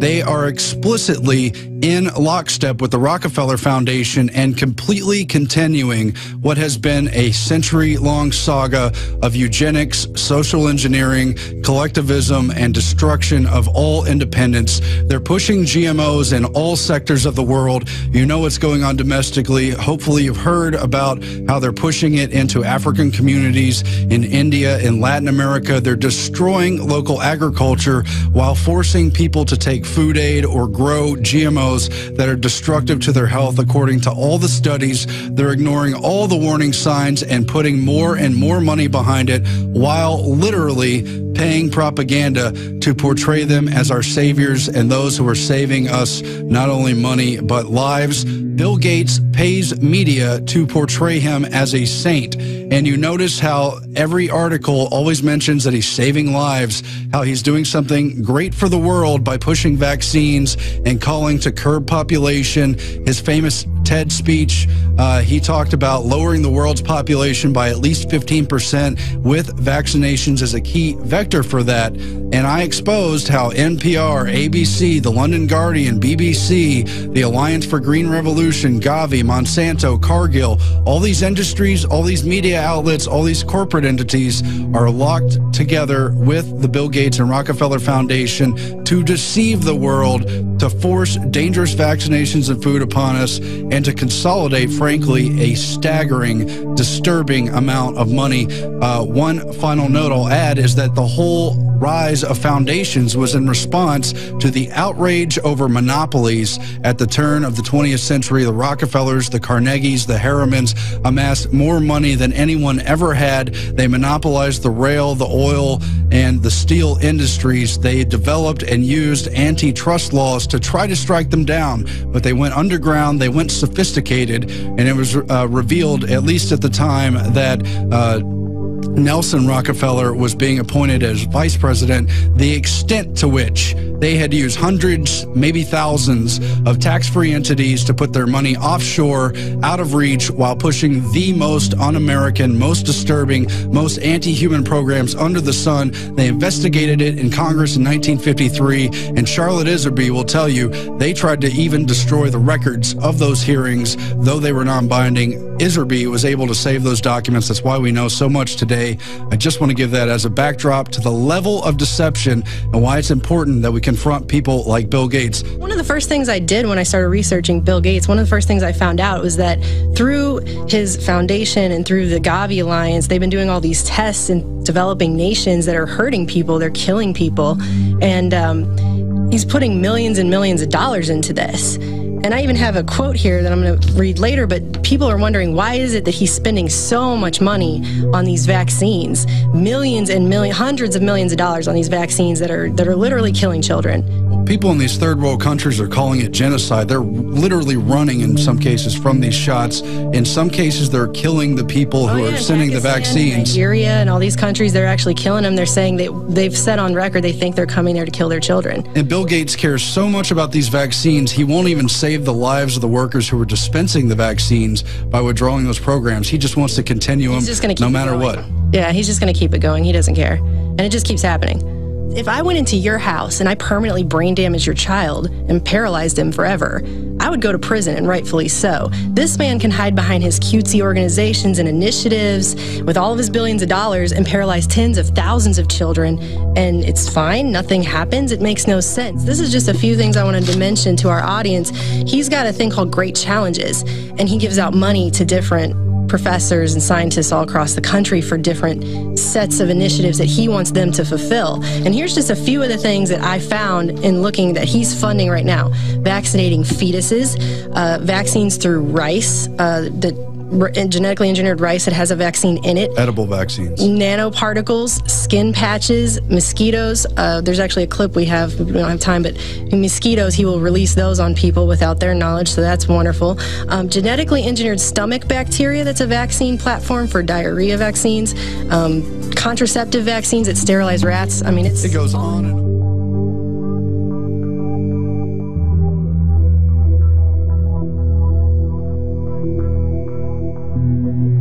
In 1998, Dr. Gregory Pence, professor of philosophy and arts and humanities at the University of Alabama, stated, quote, "Many people love their retrievers and their sunny dispositions around children and adults. Could people be chosen in the same way? Would it be so terrible to allow parents to at least aim for a certain type in the same way that great breeders try to match a breed of dog to the needs of a family?" Bioethicist Arthur Kaplan from the University of Pennsylvania, in an interview with ABC News back in 2000, stated, quote, "Making babies sexually will become rare. Many parents will leap at the chance to make their children smarter, fitter, and prettier. Ethical concerns will be overtaken by the realization that technology simply makes for better children. In a competitive market society, people are going to want to give their kids an edge. They'll slowly get used to the idea that a genetic edge is not greatly different from an environmental edge."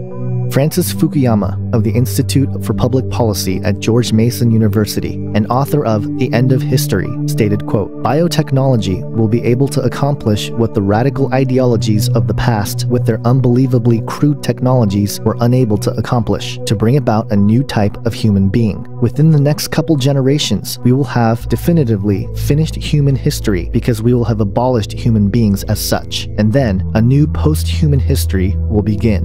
And finally, Joel Garria, in his book Radical Evolution, The Promise and Peril of Enhancing Our Minds, Our Bodies, and What It Means to Be Human, stated, quote, "The ability to tinker with our genes offers the astounding promise and peril of immortality, which mythically has been the defining difference between gods and mortals. It also offers the possibility of an even greater variety of breeds of human than there is of dogs." The list of organizations and groups working tirelessly for the advancement in various areas of technologies and the conscious evolution of humanity is vast. Alcor Life Extension Foundation, based out of Scottsdale, Arizona, is a nonprofit company advocating and performing cryonics, the preservation of humans in liquid nitrogen after legal death, with the hopes of restoring them in full health in the future when the technology is developed. As of March 31st, 2013, Alcor has 985 members and 117 in cryopreservation. concept of no longer existing terrifies me. I don't want to just go to sleep and not wake up. I want to actually have a good chance at reanimation and just continuing my existence. I'm an atheist, so I don't believe that there's existence beyond what we have in the within the laws of science. And so far, cryonics is the only atheist alternative. How old are you? I'm 16. Oh my gosh. I'm going to be 17 next month.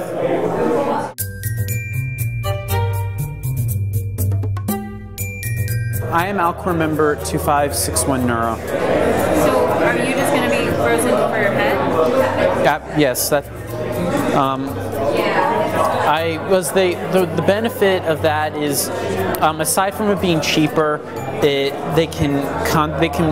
the procedure for a head only is more pristine and careful than a procedure for a whole body. I mean, I'm signed up for the neuro because I value my brain and I want it to be treated with as much care as possible. And if my body would just be a nuisance, especially if my body is, I mean, really there's no point in me having my body if it can just be replaced. About all the suffering and pain? Well, when they have the technology to repair a necrotic person, they'll have the technology to make life infinitely pleasurable. I mean, what happens if you're wrong and you spend all this money or you went to all this trouble to preserve yourself and then you just... What happens if I'm right and I don't? I wouldn't be able to live with myself if I didn't. When and if the technology is available, and if I just decide not to do it just because there was a chance of the technology not being available, I wouldn't be able to live with myself after the technology does become available, and the rest of my long extended existence would be miserable. So I just take the chance of it not working and try and advocate it as if it was guaranteed to work. I see it as the only science-based religion that exists. I mean, a religion is, to me, the role of a religion is post-mortem closure. So people have their gods like Ganesha and Allah and Jesus. I have Alcor. In order to conduct this research under constitutional integrity, the Uniform Anatomical Gift Act was passed in all 50 states. The American Cryonics Society is yet another nonprofit organization advocating cryonics at the research and educational level. As of October 1st, 2012, the Cryonics Institute, located in Clinton Township, Michigan, has 1,040 members, 505 of whom had funding and contracts in place to be cryopreserved upon legal death. Cryonics Asia has its nonprofit operations working out of Hong Kong, while the for-profit branch is maintained and administered in Tel Aviv, Israel. The reason for the for-profit model, they say, is to create momentum on the global market for providing the options for those near death to invest their potential immortality through cryonics. This is something that currently wouldn't be tolerated on ethical grounds in the West, hence its operations in the East. The National Nanotechnology Initiative launched in 2000 with 8 agencies dedicated to push for nanotechnology innovation worldwide. The group consists of the individual and cooperative nanotechnology-related activities of 27 federal agencies, each with different roles. The NNI, along with the National Science of Technology Council, informs and influences the federal budget and planning for the United States. The National Center for Nanoscience and Technology Group in China are the leading developers in researching and developing products and services with the use of nanotechnology to be deployed worldwide.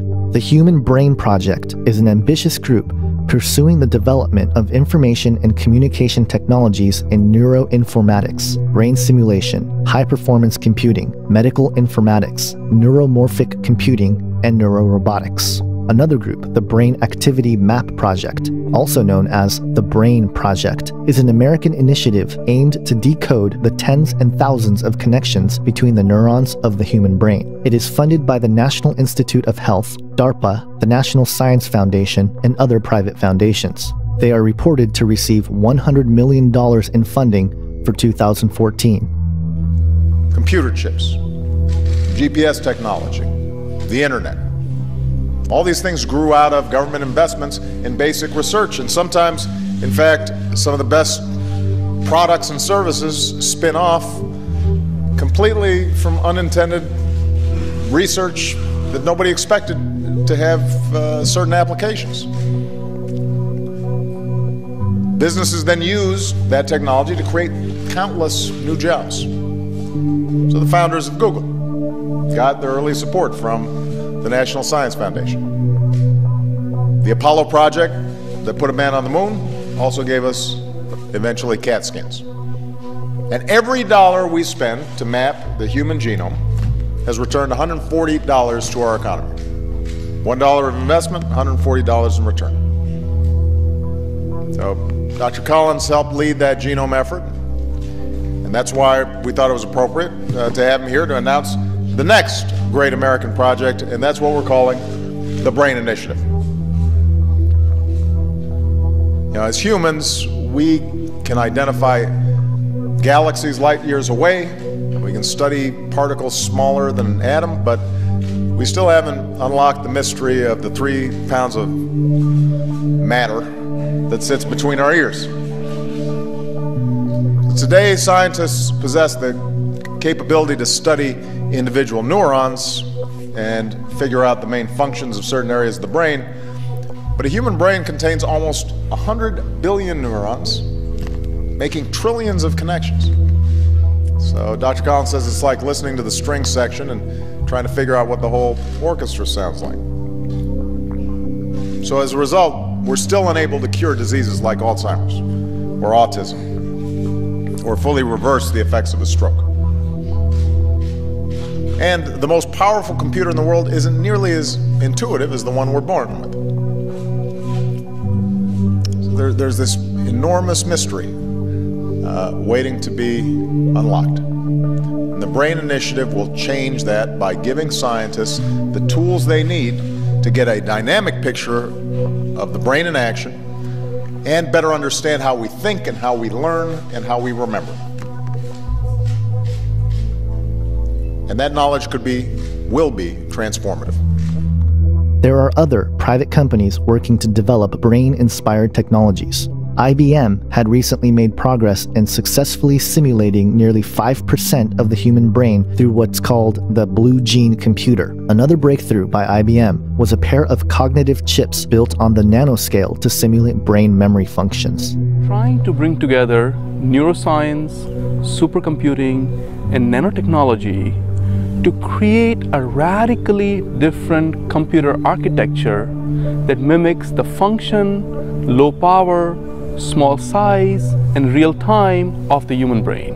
Modern computers, because of their sequential, symbolic nature, can be likened to the left brain, whereas the human brain is capable of parallel, short, complex thinking, and it can be likened to the right brain.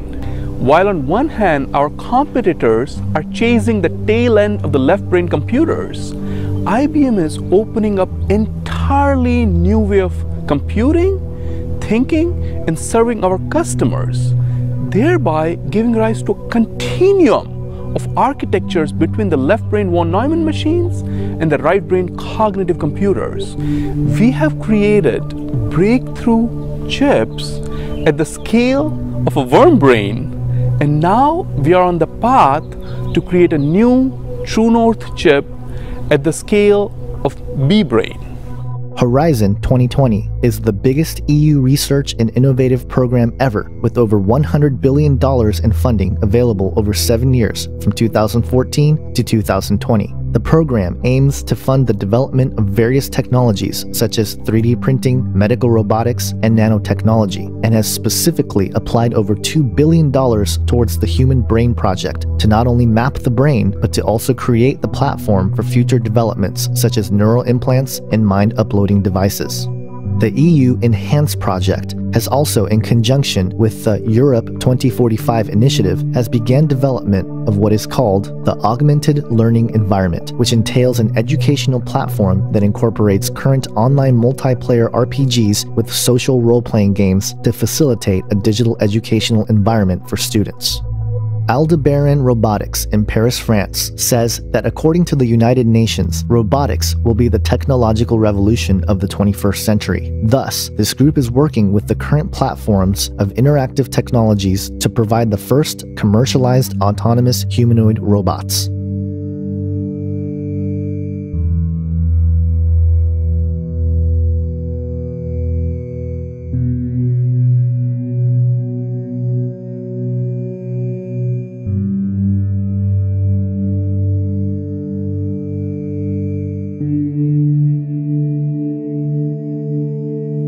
Meet Valkyrie, Valkyrie 1, 6'2", 125 kilograms, superhero robot.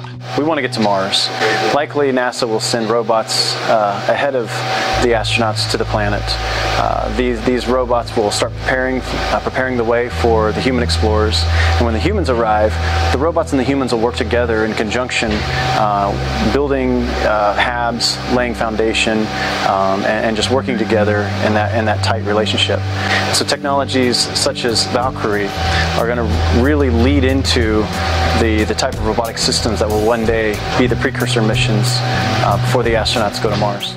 Foresight International is another global university-based network of professors, students, teachers, and citizens who are concerned with the future of mankind. Through the combination of the arts and sciences, they are developing a platform for academic research to help develop public policy at the local, national, and international levels in an attempt to strategically resolve current and future global issues. Foresight Institute, based out of Palo Alto, California, is a public think tank focused on transformative future technologies. Its goal, since 1986, has been to discover and promote the upside and help avoid the dangers of nanotechnology, artificial intelligence, biotech, and similar life-changing developments. They are advocates to increase the speed at which these technologies are developed, while making sure to provide a means to reduce the misuse and potential dangers of them. The Machine Intelligence Research Institute, founded in the year 2000, advocates ideas initially put forward by I.J. Good and Werner Vinge regarding the intelligence explosion, or more commonly known as the singularity. Head of engineering at Google, Ray Kurzweil, served as one of its directors from 2007 to 2010 and maintains an advisory board which includes Oxford philosopher Nick Bostrom, biomedical gerontologist Aubrey de Grey, PayPal co-founder Peter Thiel, and Foresight Nanotech Institute co-founder Christine Peterson. While looking up all these groups, one of the major topics to hit the news stream was the fact that Google purchased Boston Dynamics, a military robotics maker. What was not reported were the other 7 robotics companies that Google purchased along the way.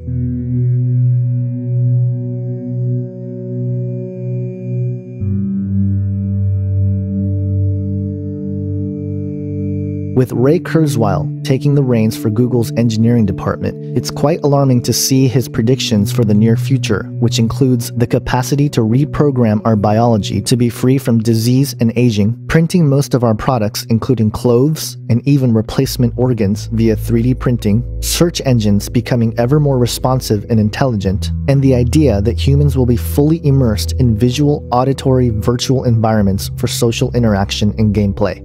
Furthermore, in December 2013, it was reported by the Harvard School of Engineering and Applied Sciences that they had developed machine learning algorithms that could make chemical reactions intelligent. This brings us to another project started in 2000 by Hod Lipson of Cornell University and Jordan Pollack of Brandeis University, called the Golem Project. With the support of DARPA, the Golem Project, whose acronym stood for Genetically Organized Lifelike Electromechanics, conducted experiments in an attempt to develop self-replicating and self-manufacturing robotic lifeforms. While artificial organisms had been developed digitally to evolve in response to the programmed conditions, the goal for the Golem Project was to get these organisms from the digital realm to the physical.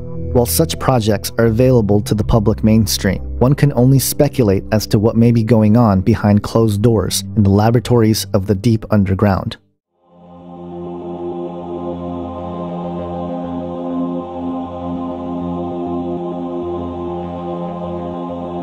It should be clear by now that the modern technological and scientific agenda is built upon the same spiritual philosophies as ancient alchemy. The desire for man to create artificial life and as a result play God is nothing new. One of the goals for the alchemists was to create what is known as the golem, an animated anthropomorphic being created purely out of inanimate matter through magical workings. The Hebrew word golem is used once in the Bible and is found in Psalms 139:16, translated as unformed substance. Quote, "Your eyes saw my unformed substance. In your book were written, every one of them, the days that were formed for me, when as yet there was none of them."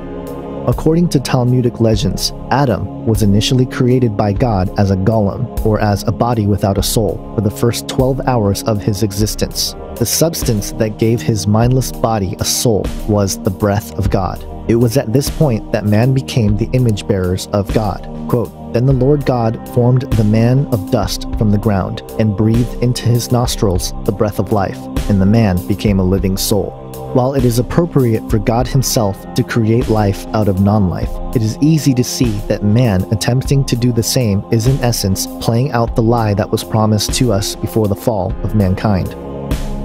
The methods to form a golem were vast and complex, involving everything from meditative techniques, numerological markings, and ritual chanting. There are many Jewish traditions of holy rabbis and sages creating a golem. For example, when Eliezer of Worms, a 12th century Talmudist and mystic, commented on the Sefer Yezerah, or what is known as the Book of Formation, one of the earliest Kabbalistic writings, he gave a detailed and complex report of how to form a golem through advanced spiritual meditative techniques called the 221 gates. But perhaps the most famous golem is the one allegedly created by Rabbi Yehuda Levi ben Betzalel of Prague, known as the Maharal, in the 16th century. The legend goes that the Maharal created a golem named Yosel to help save the Jews of Prague from the blood libel, an early form of anti-Semitism where cults derived from Roman Catholicism falsely accused the Jews for kidnapping and murdering children to use their blood in religious rituals. After fulfilling his purpose, the golem Yosel was deanimated by the Maharal. It is widely believed that Yosel's body was stored and still lays in the attic of Prague's Old New Synagogue, a building that was curiously not destroyed by the Nazis in World War II. In fact, it is believed that the Gestapo didn't even enter the attic when they took hold of the synagogue. This is no surprise, since it is well known that Hitler spoke often of the Übermensch to describe the National Socialist agenda of creating a biological superior Aryan race that would rule the earth for 1,000 years. In alchemy, it was the 16th century alchemist and occultist named Paracelsus who described how to create the golem, referred to as the homunculus in alchemical terms. In the Hermetic and Alchemical writings of Paracelsus, he said, quote, "But neither must we by any means forget the generation of homunculi, for there is some truth in this thing, although for a long time it was held in a most occult manner and with secrecy, while there was no little doubt and question among some of the old philosophers whether it was possible to nature and art that a man should be begotten without the female body and the natural womb. In order to accomplish it, you must proceed thus. Let the semen of a man putrefied by itself in a sealed cucurbite with the highest putrefaction until it begins to live, move, and be agitated, which can easily be seen. If now, after this, it be every day nourished and fed cautiously and prudently with the arcanum of human blood and kept for 40 weeks in the perpetual and equal heat, it becomes, thenceforth, a true and living infant, having all the members of a child that is born from a woman, but much smaller. This we call a homunculus, and it should be afterwards educated with the greatest care and zeal until it grows up and begins to display intelligence. Now this is one of the greatest secrets which God has revealed to mortal and fallible man. It is a miracle and marvel of God, an arcanum above arcana, and deserves to be kept secret until the last times, when there shall be nothing hidden, but all things shall be made manifest. In more recent times, it was the pioneer rocket fuel scientist and occultist Jack Parsons and the founder of Scientology, L. Ron Hubbard, who performed magical ceremonies and rituals called Babylon working, carrying on the work done by occultist Aleister Crowley, who called himself the Great Beast 666. Parsons and Hubbard claimed to make contact with the spiritual realm to unleash an entity of a divine female named Babylon. But perhaps the most interesting part of all the rituals performed by Parsons and Hubbard was that of what is called the mannequin. The accounts of the mannequin begins with a huge steel container codenamed Jumbo that accompanied the first atomic bomb explosion on the Trinity site in New Mexico on July 16, 1945. The Brookings Institute released a short explanation of Jumbo in February of 2013, which stated, quote, "As preparations for the first nuclear weapons test, General Leslie Groves, the head of the Manhattan Project, began to worry about what would happen if the test was a failure. With a very limited supply of plutonium then available, a failure could scatter tens of millions of dollars of the precious element across the New Mexico desert. To avoid this problem, a massive steel vessel to contain the explosion was built at a cost of $142 million. Nicknamed Jumbo, the container weighed 214 tons, was 25 feet long, 12 feet wide, and had walls 14 inches thick. According to occult investigators and conspiracy theorists James Shelby Downard and William N. Grimstead, Jumbo contained within it what Aleister Crowley had called the mannequin, an inanimate body which was inundated with nuclear energy, thus producing a real homunculus, or golem. Regardless of whether or not the stories of these occult practices to produce soulless life forms are true or not, it doesn't make much difference with what we are facing on the horizon. What we will come to discover is that Satan's grand agenda is to produce his own golem or homunculi out of the human race, so that we might abandon the image of God in exchange for the image of the beast.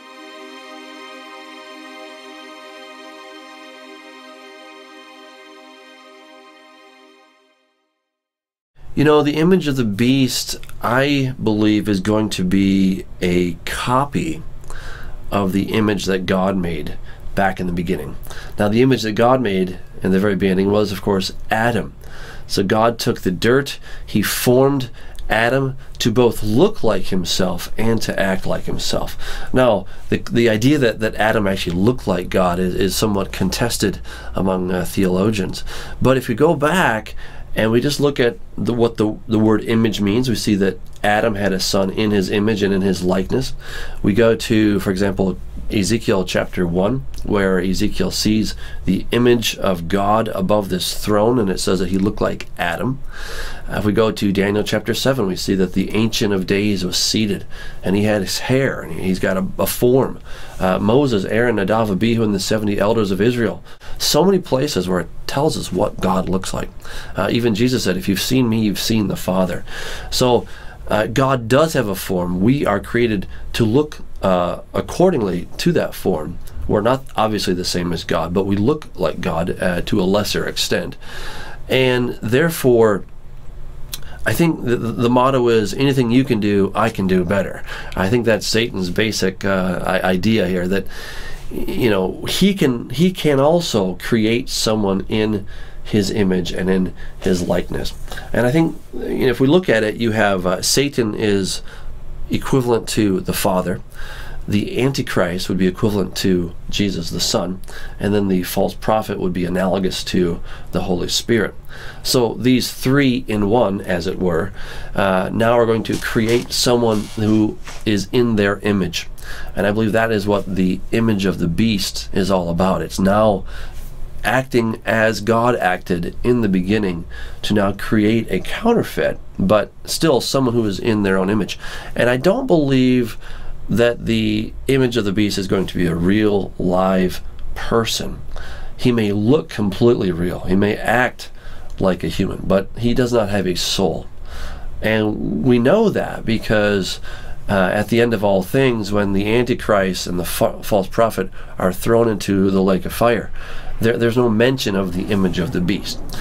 He's not judged. He just simply appears to just go away, because he's not really he's not a person of any sort.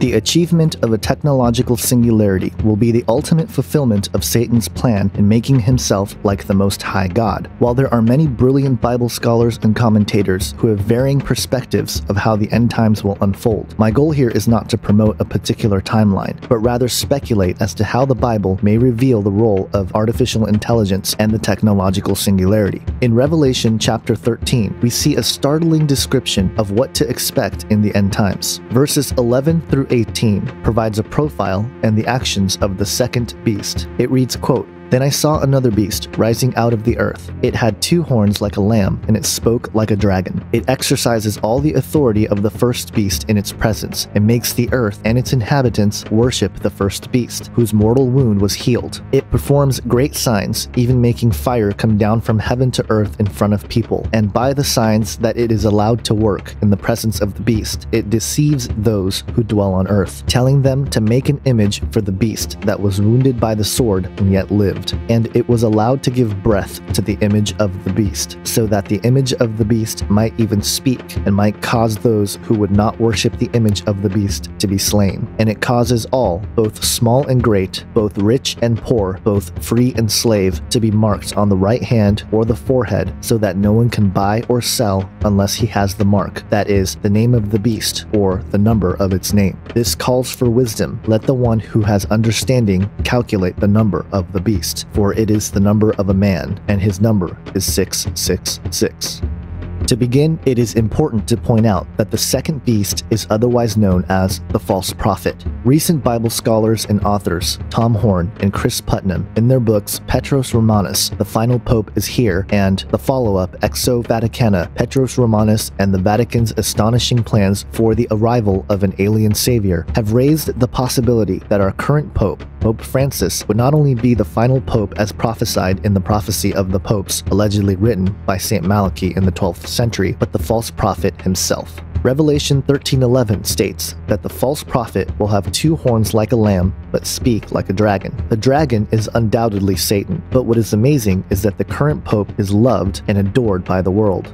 Time magazine chose Pope Francis as Time's Person of the Year for 2013, and his popularity is steadily increasing. Still, I am not ready to say that Pope Francis is the false prophet described in Revelation 13. However, given the circumstances of the various aspects that Tom Horn and Chris Putnam have pointed out regarding the Vatican and their potential plans to reveal an extraterrestrial presence on Earth, I cannot rule out the possibility. If Pope Francis is the false prophet, then we would have to see the Antichrist rise to power first, conquer several nations surrounding Israel, and be killed in the process. This is because Revelation 13 tells us that it is the false prophet who uses miracles to resurrect the first beast, whose mortal wound was healed. In fact, his counterfeit signs and miracles are so powerful that he even calls fire down from heaven to earth in front of people. Perhaps this fire that comes down from heaven in front of people has to do with the extraterrestrial presence that is due to be revealed. This is likely since we know that the coming of the lawless one will be led by the activity of Satan with all power and false signs and wonders. This call of fire down from heaven might be a counterfeit to Elijah in 2 Kings 1 as a way to deceitfully convince the world that he possesses the spirit of Elijah, as did John the Baptist, paving the way for Jesus.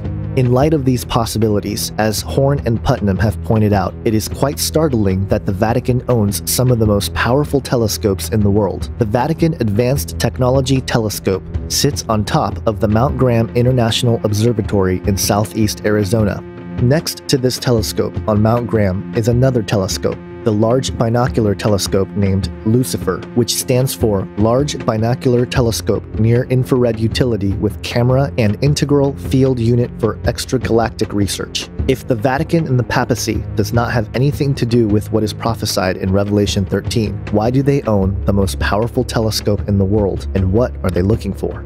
Regardless of how it plays out, the display of calling fire down from heaven will give the false prophet great authority. It will be with this authority that the false prophet will tell the people of the earth to build an image for the beast that was wounded by the sword, yet lived. It is important to point out that the image will be built by the people. It is again my speculation that this image will be highly technical in nature. There are several points to consider in this theory. First, alluding back to the connection with the Vatican. It was reported on the Vatican Insider by Andrea Tornielli in an article titled "The Vatican Invests in Cutting-Edge Technology and Regular Bug-Clearing Operations" that, quote, "The Vatican does not rely on special external companies. Instead, it has purchased cutting-edge instruments and technologies of its own, some of which are made in Israel."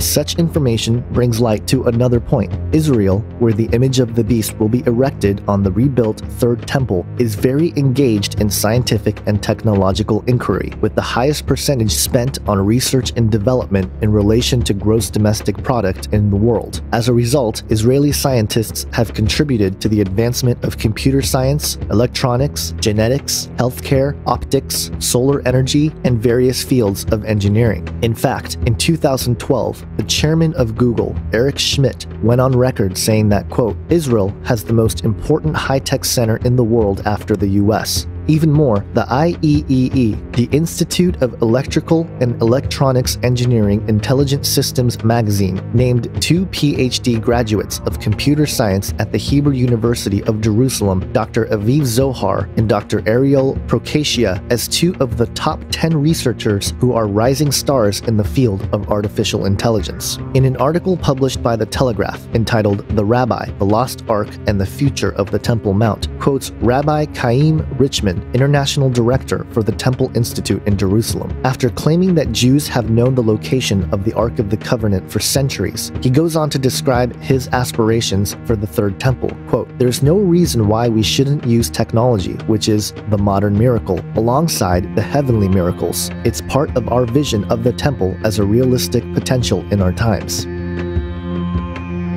If that weren't enough, during the editing process of this film, 2 pieces of information became public to bolster this thesis even more. First is that the Israeli housing minister called for the building of the Third Temple. Israel says it's planning to replace the Al-Aqsa Mosque in Jerusalem and Quds with a temple. The Minister of Housing and Construction has called for the construction of what he calls the Third Temple to replace the holy site. Uri Ariel says the first and the second temples were destroyed many years ago, so the third one needs to be built now. Al-Aqsa Mosque is considered the third holiest site in Islam. Palestinians have denounced the plan as desecration. They say it's part of Israel's ongoing attempts to distort the Arab and Islamic history.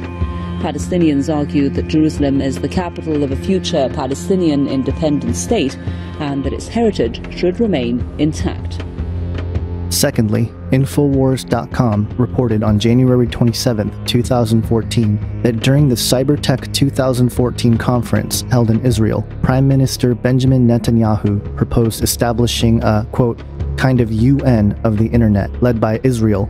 According to the article, Netanyahu stated, quote, "We need a coalition of leading companies with capabilities in this world. This is the best thing that we can do to deal with the challenges. In my opinion, Israel is the leader in this field. We decided to concentrate these skills and establish a consortium of our security agencies, research institutes, and businesses. We think we can turn the curse of the internet into a blessing because we all need it.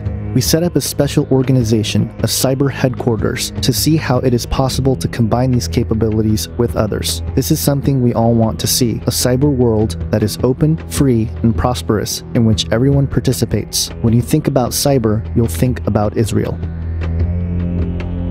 After the image of the beast is built, the false prophet will, quote, "give breath to the image of the beast, so that the image of the beast might even speak and might cause those who would not worship the image of the beast to be slain." In Matthew 24, Jesus warns about the abomination of desolation. Quote, "So when you see the abomination of desolation spoken of by the prophet Daniel standing in the holy place, let the reader understand, and let those who are in Judea flee to the mountains." What Jesus is referring to here are several passages in the book of Daniel that speaks about the end times abomination. Daniel 11:31 states, quote, "Forces from him shall appear and profane the temple of fortress, and shall take away the regular burnt offering, and they shall set up the abomination that makes desolate." Then in Daniel 12:11 it states, quote, "And from the time that the regular burnt offering is taken away and the abomination that makes desolate is set up, there shall be 1,290 days. Most Bible prophecy scholars believe that the the abomination of desolation is the Antichrist himself. However, there are some who believe that the abomination of desolation itself is actually the image of the beast.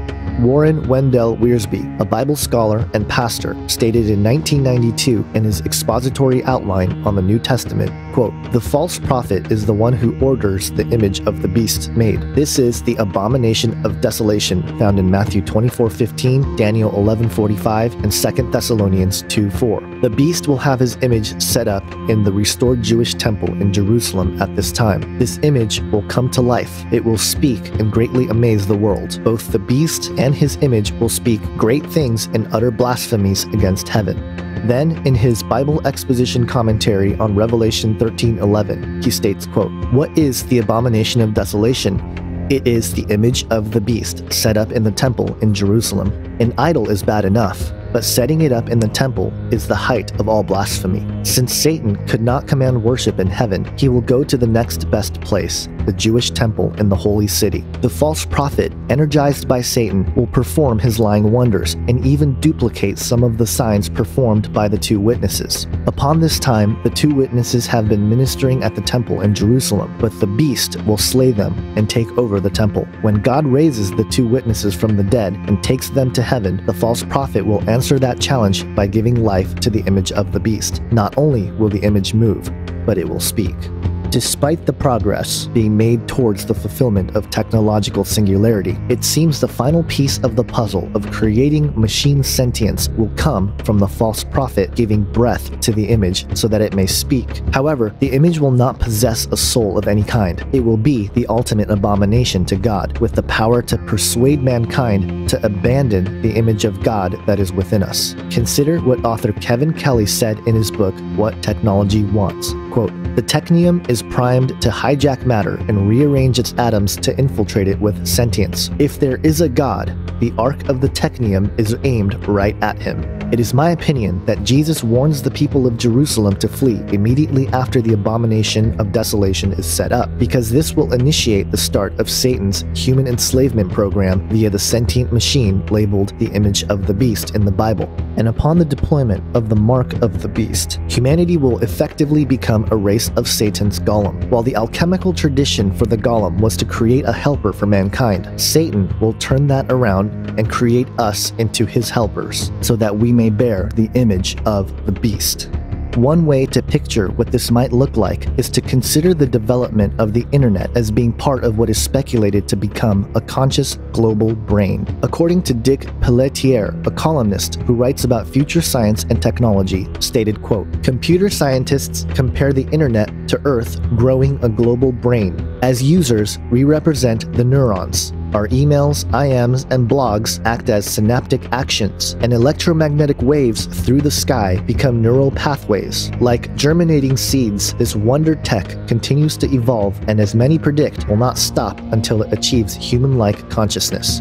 The image of the beast will, quote, cause those who would not worship the image of the beast to be slain. And it causes all, both small and great, both rich and poor, both free and slave, to be marked on the right hand or the forehead, so that no one can buy or sell unless he has the mark. In other words, those who do not take the mark and become a participating neuron in the global brain will effectively be seen as a virus and be eliminated. According to the occultists and esoteric spiritualists, the creation of a golem consists of two things. The first was to form the body. The second was to animate it. The fascinating part of animating the body was the use of magical words and sacred names. In some Kabbalistic traditions, it was said that in order to animate the golem, those sacred letters or words must be written and placed either in the golem's mouth or on the forearm or forehead. These are the three places in which the false prophet, through the image of the beast, will force worship of the first beast.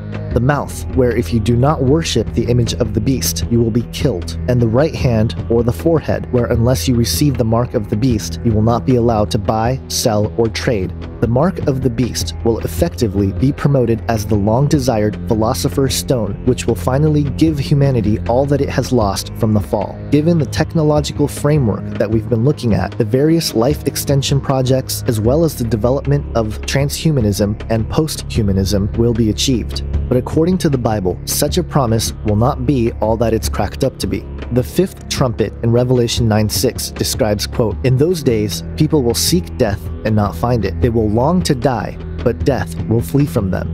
The image of the beast will fulfill all the dreams of alchemy as Satan's counterfeit creation of sentient life, which would only allow those who would willingly accept to be part of the system via the mark of the beast, or the philosopher's stone, to live, evolve, and become gods as a part of this hive-minded global brain, while those who reject it will be seen as a virus and therefore killed. It is fascinating to consider what the Bible says about those who oppose Jesus Christ in the end times as being of one mind, as they hand over their power and authority to the beast.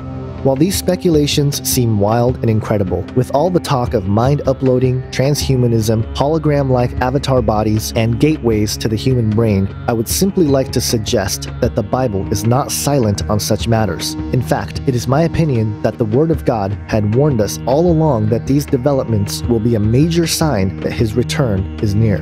Perhaps this is why Jesus said in Matthew 24:22, quote, "And if those days had not been cut short, no human being would be saved. But for the sake of the elect, those days will be cut short."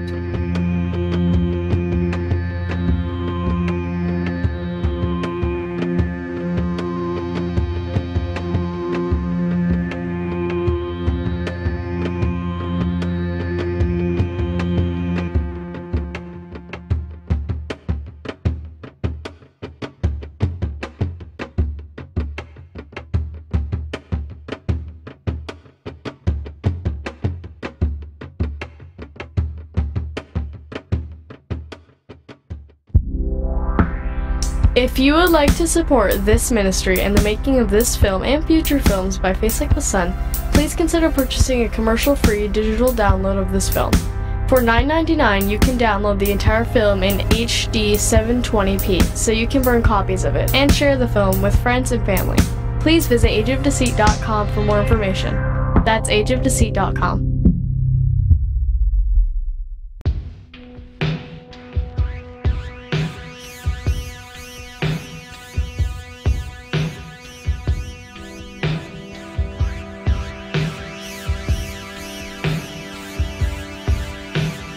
As part of the satanic deception, the global elite have been systematically destroying the planet and its people so as to literally create a climate that will make the proposed technology and potentially the entities who propose it as the saviors of mankind.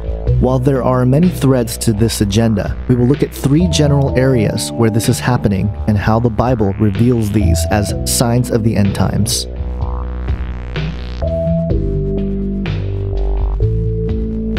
In a document published in September 2009 by the Royal Society entitled Geoengineering the Climate, Science, Governance, and Uncertainty, defined geoengineering as, quote, deliberate large-scale manipulation of the planetary environment to counteract anthropogenic climate change. Made popular by folks like Al Gore, we humans have been guilt-tripped into believing that we are solely responsible for the tearing apart of the Earth's natural ecosystem.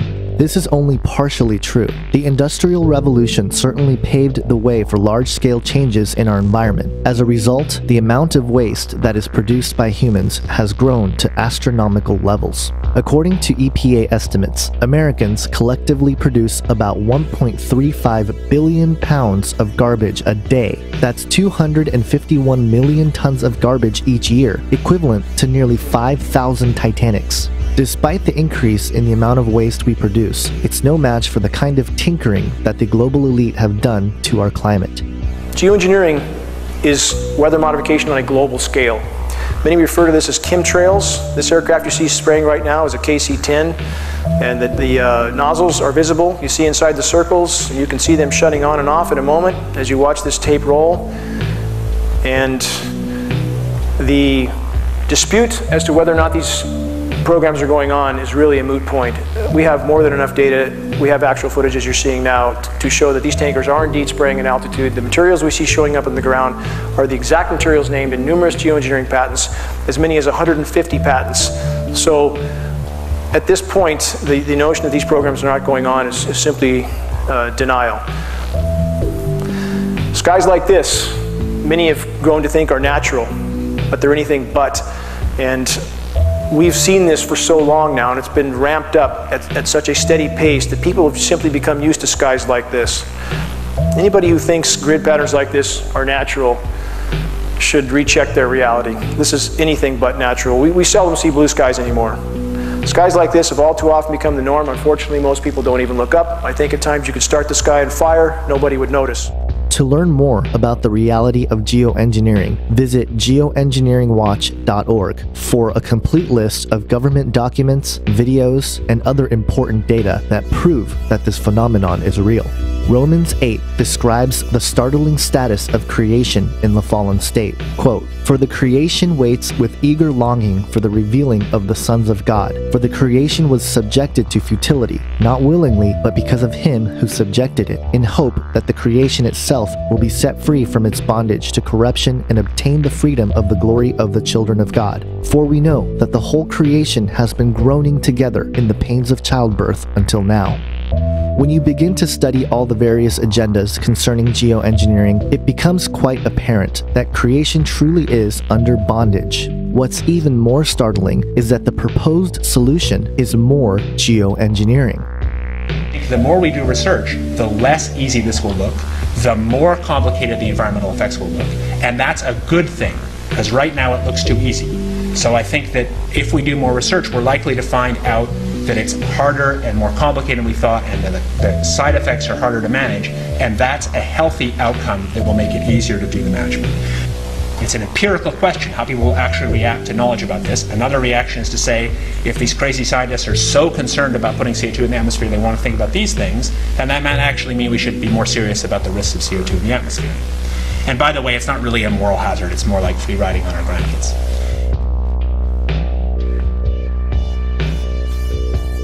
With the deceived technocrats and globalists using geoengineering to control the Earth's weather systems, there are two important side effects to consider: earthquakes and famines. While the United States Geological Survey offers data that clearly shows an increase in seismic activity over the last few decades, the USGS themselves attempts to explain it away by stating, quote, "A partial explanation may lie in the fact that in the last 20 years, we have definitely had an increase in the number of earthquakes we have been able to locate each year. This is because of the tremendous increase in the number of seismograph stations in the world and the many improvements in global communications." Even the USGS claims that this might be a, quote, partial explanation. There are a couple of reasons why I believe they would even suggest this as a possibility. One, they don't want to alarm the world of the increase in seismic activity so as to expose the manipulation of the weather by the global elite. And or, two, they don't want what Jesus said to be true. In Matthew 24:7, Jesus warns that as the end of the age nears, we will expect to see famines and earthquakes in various places. Perhaps Jesus knew that his return would come at a time when the Earth's ecosystems would literally be under the control of technocrats who have abused their privilege of having access to such powerful technologies. The second part of the effects are famines.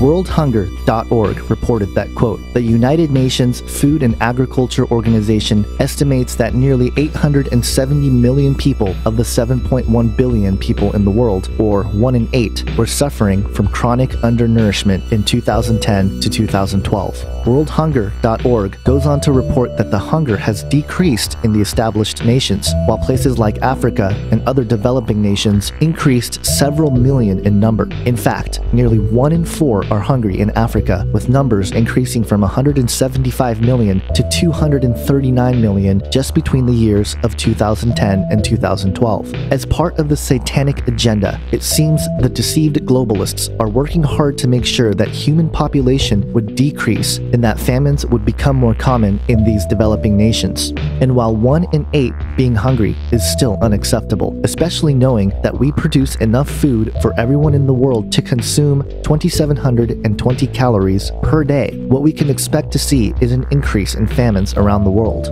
Our job as believers is to be salt and light unto the world, and as such, many godly Christian churches partake in helping those nations in need. However, another related prophecy seems to indicate that doing so will become increasingly more difficult. The third seal in the book of Revelation states, quote, "When he opened the third seal, I heard the third living creature say, 'Come,' and I looked, and behold, a black horse, and its rider had a pair of scales in his hand. And I heard what seemed to be a voice in the midst of the four living creatures saying, 'A quart of wheat for a denarius, and 3 quarts of barley for a denarius, and do not harm the oil and wine.'" The pair of scales in the hand of the rider of the black horse indicates a need to carefully ration food, and the quart of wheat for a denarius and 3 quarts of barley for a denarius is nearly 12 times the normal price. We are currently seeing this trend as food prices continue to rise. In an article published on August 21st, 2013 from thinkprogress.org called "Get Ready for Food Prices to Go Way Up Thanks to Climate Change," stated, quote, "Climate change will likely push food prices up 20 to 40%, regardless of cuts to future carbon emissions," new research in the journal Climatic Changes concluded. Staple crops like rice, wheat, and grains, which make up the vast majority of global diets, especially for the poor, could see the biggest hits with big costs for global economic welfare. It is interesting that the prophecy of the third seal ends with, quote, "Do not harm the oil and wine," indicating that the finer things will be available for those who can afford them. This also seems to be unfolding right before our eyes as the middle class is destroyed and the gap between the 1% and the rest of us increases. And if food prices going up is not enough, the food that we do consume is filled with chemicals that are not natural and very harmful. There is a reason why autism and other neurodevelopmental disorders, along with cancer rates, have been steadily rising, with cancer in particular expected to go up to 20 million diagnoses by the year 2025. All of these problems have come despite the alleged progress in science and technology. A common rejection to such alarming data is the claim that the numbers are skewed because we are living longer and we have better technologies to detect these diseases earlier. While that may be partially true, the reality is that modern medicine has become the forefront of the scientific dictatorship. While individual doctors, nurses, and the many good folks in the healthcare industry are in it with the sincere desire to help people, the reality is that the system itself is rooted in the mystery religions. Perhaps this is why the symbol for modern medicine has been, purposely or not, changed from the rod of Asclepius, which represented the medical arts in Greek mythology, to the caduceus, or the staff of Hermes, which represents commerce, theft, deception, and in astrology and alchemy, the wand that wakes the sleeping and sends the awake to sleep. In a list compiled by Care2.com of the 18 biggest problems with modern medicine gives evidence of this scientific dictatorship. Some examples of the problems pointed out by the article include, quote, "Instead of treating the underlying causes or imbalances, doctors often merely manage symptoms. Doctors see the human body as a machine with separate parts that can be treated independently rather than as an integrated whole. In addition, the mind and body are also seen as separate, independent entities, and emotions are often ignored. The drug industry is too enmeshed in the medical system. The pharmaceutical industry has way too much power and is bribing doctors to use their drugs and researchers to produce positive results for their drugs. And more than 80% of all medical treatments used have been untested by rigorous peer-reviewed study, yet the medical establishment insists that alternative health treatments must undergo these before they can be used. The system of evaluation needs to be changed. The reality is that money controls the medical system, and because of that, the system as a whole is actually destroying society, not helping it. Here are some more alarming numbers. In the summer of 2013, reports came out that researchers from the Mayo Clinic found that nearly 70% of Americans are on at least one prescription drug, and more than half receive at least 2 prescription drugs. America has become a pill-popping culture, much like the Soma in Brave New World. This is a touchy issue because I don't think all prescription drugs are simply satanic or evil. I believe they help out a great majority of people. However, the issue is more so the irresponsibility of the industry to diagnose people in earnest to make a quick buck. Please understand that if you are currently on prescription drugs, I'm not implying that you should stop taking them. These matters are between you and God. For more information on this topic, check out a film called Making a Killing: The Untold Story of Psychotropic Drugging. As you might expect, the ultimate pill will be the Philosopher's Stone, or as I have theorized in this film, the Mark of the Beast. But it's not simply to destroy our bodies. The satanic agenda goes beyond the physical into the spiritual.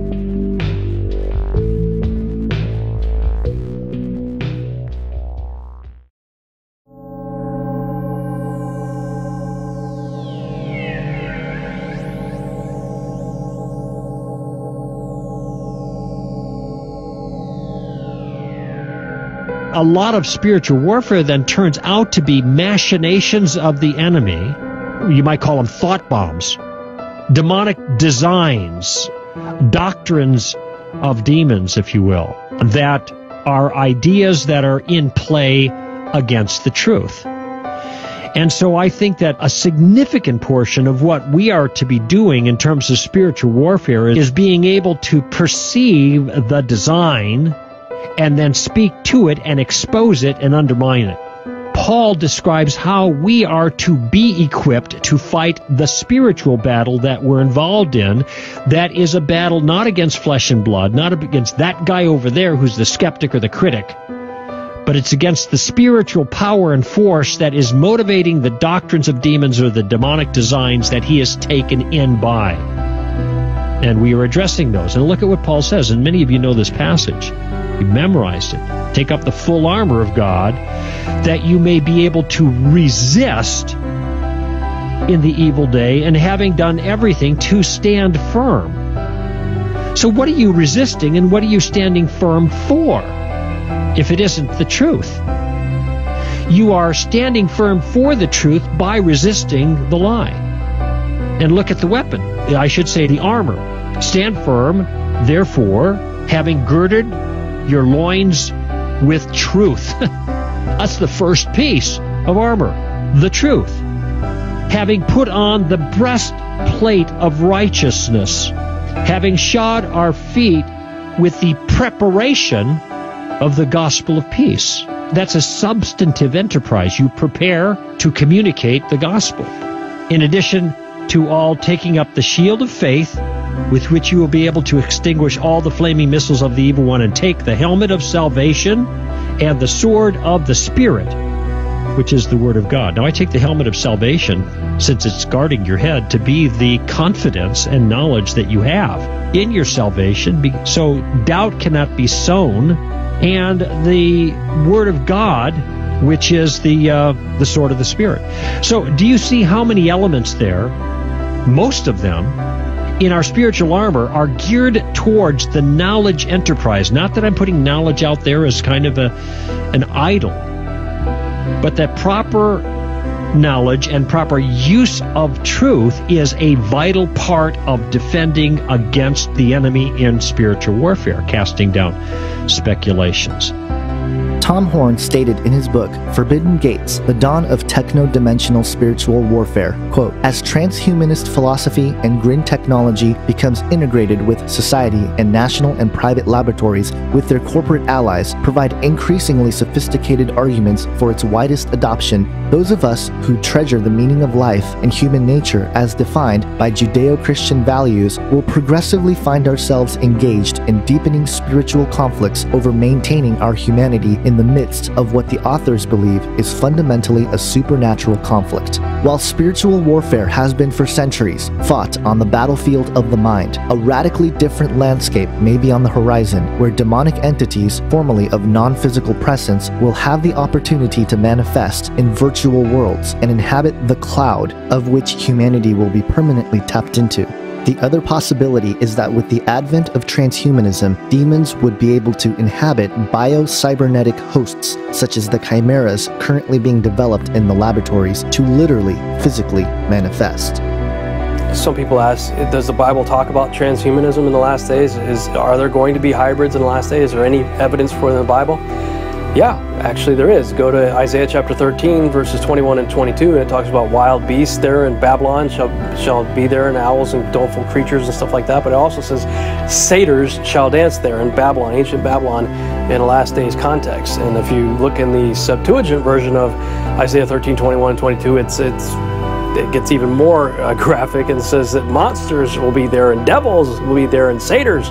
Yeah, the Joel 2 army, the locusts, the Joel 2 army, I'm convinced they are the locusts of Revelation 9. I believe these developments were sought after once before at the Tower of Babel. Genesis 11, 1 through 9 states, quote, now the whole earth had one language and the same words. And as people migrated from the east, they found a plain in the land of Shinar and settled there. And they said to one another, come, let us make bricks and burn them thoroughly. And they had bricks for stone and bitumen for mortar. Then they said, "Come, let us build ourselves a city and a tower with its top in the heavens, and let us make a name for ourselves, lest we be dispersed over the face of the whole earth." And the Lord came down to see the city and the tower, which the children of man had built. And the Lord said, "Behold, they are one people, and they have all one language. And this is only the beginning of what they will do, and nothing that they propose to do will now be impossible for them. Come, let us go down and there confuse their language, so that they may not understand one another's speech." So the Lord dispersed them from there over the face of all the earth, and they left off building the city. Therefore, its name was called Babel, because there the Lord confused the language of all the earth, and from there the Lord dispersed them over the face of all the earth. There is a lot to get from this passage. First, the world was one language. With the advent of digital communication, the world is quickly returning to one language. Ones and zeros. Second, they built a city with a tower with its tops in the heavens. While this can mean literally the sky or even outer space, it's possible that they were trying to reach the next dimension. Then the Lord saw the tower and said, "This is only the beginning of what they will do, and nothing that they propose to do will not be impossible for them." If God declares that nothing they propose will be impossible for them, I would imagine that whatever was being built at the Tower of Babel had much less to do with simply a tower made of bricks and mortar, but one that literally tore open the veil that is set in place between the physical and spiritual world, so as to allow Satan and his demons to come destroy the earth once more, as he tried to back in Genesis 6. Because Satan's plans were thwarted by God back in the days of Babel, it seems his approach became more subtle and gradual as it pertains to his agenda. As such, the developments of the mysteries became a vital necessity for Satan in order to preserve his plans until the time came. And the time is now. Part of the practices for any kind of sorcery or magic has involved hallucinogenic drugs. From the shamans of old to the CIA-constructed drug movement of the 1960s, drugs like DMT, ayahuasca, and psilocybin have been key ingredients in opening up gateways in the mind to spiritual dimensions where entities dwell. But even in my experience with ayahuasca, I came out with a profound understanding of the events that led up to me behaving the way I do nowadays. And most importantly, the way I behave when I don't like the way I'm behaving. And usually that those behaviors come from some kind of psychological nagging that is recessed somewhere in the back of your brain that we all carry with us. More so those people that have experienced serious traumas and have much more emotional burdens that they carry. And we've already heard from some people here today that have illustrated that they have experienced those emotional traumas and they continue to carry those burdens. Well, ayahuasca is clearly a tool that can be used to allow people to come to grips with those nagging, forgotten memories, to be able to incorporate them into their life story and then to move on more happy and healthier, psychologically speaking. And therefore, these experiences, as well as the academic research, indicate that there is great potential in the psychedelic medicine to allow people to deal with emotional trauma that has led to behavioral problems, such as addictions, or syndromes such as post-traumatic stress disorder, where people are haunted by their memories and can't let go and move on. I was in Ecuador in January. And I went to an ayahuasca center called Napusumai Ayahuasca Lodge, and it's just outside of Tena, I think? Tena, yeah. And so, yeah, the night I drank ayahuasca, the effects came on really strong, and, you know, I could see the typical, like, hallucinogenic, like, you know, colors and swirls and whatever, with my eyes open and closed. It was very vivid and very bright, and that went on for a long time. It was like I would close my eyes and I would see these like kind of like mazes, and I would follow the maze into the trip like deeper and deeper, and so that happened for a while, and my body felt very like tingly and it was like vibrating and like buzzing, and it felt really cool. And then I started to see like big bugs, like these huge like ants and spiders like crawling across my vision and with my eyes open and closed, so it's kind of creepy. But after a while I felt my body like just become possessed, like just taken over with the spirit of ayahuasca, and it told me to stand up and walk outside. And the way the ceremony house is set up, it's like an open concept. There's no doors or anything, and there's some walls, but there's like spaces where you can walk in and out of. It's not closed off, so yeah, I got up, and it was really hard to walk at first. I felt very dizzy and wobbly, and I kind of felt almost like the way I was walking, I felt like an animal or some sort of like creature. It was really interesting. But so I got up, left the ceremony house, and I looked around outside, and everything was made up of these it's so hard to like describe it, but like everywhere I looked, like all the trees, the plants, everything was made up of these little like geometrical patterns and designs that were really brightly colored, and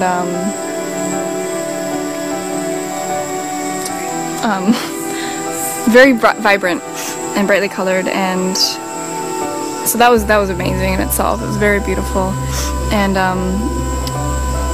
I was told, not told, but I guess, I don't know, the medicine brought me over to this one tree that was in the yard, and I walked over to this tree and I put my hands on it, on the bark, and I slowly brought my forehead to it, and as soon as my forehead touched this tree, I had this huge, overwhelming, like, just wave of love, like the purest love I've ever felt in my life just wash over me and through me, and I started bawling my eyes out because it was just so intense and amazing and beautiful, and I just, like, it's making me like tear up now just thinking about it. But yeah, the love I felt for this tree, and not only the tree, but everything, like the whole world, the whole universe, like nature, people, strangers, like just love for everything and everybody, and myself too. Like I just, it was one of the most amazing feelings of my life. And so I stayed with this tree for a while. I was like holding it and like putting my face on it and just crying with this tree, just crying like pure tears of joy, and it was quite amazing. And so once I was finished with this tree, I was taken over to this clearing in the yard that kind of overlooked the jungle, and I could see like all the stars and the moon and the sky, and I stood there just in awe at the beauty of all these things, and I was slowly brought down to my knees. Like, I wasn't doing this, like this was, like, my body was taken over, and I was brought down to my knees, and my hands slowly came together in like prayer position on, like, just on my chest, and I started to pray. And I'm not one to pray ever, like I just never prayed before, and so the fact that this was happening was very, very interesting. And I was praying to the universe, and I was thanking it, and I was thanking Mother Nature, and I was thanking ayahuasca, and I was just being so, you know, grateful for everything and appreciating everything, and I was crying as well. I started crying again, just at the beauty and everything, and yeah, so that was just incredible. I was just, I don't even know.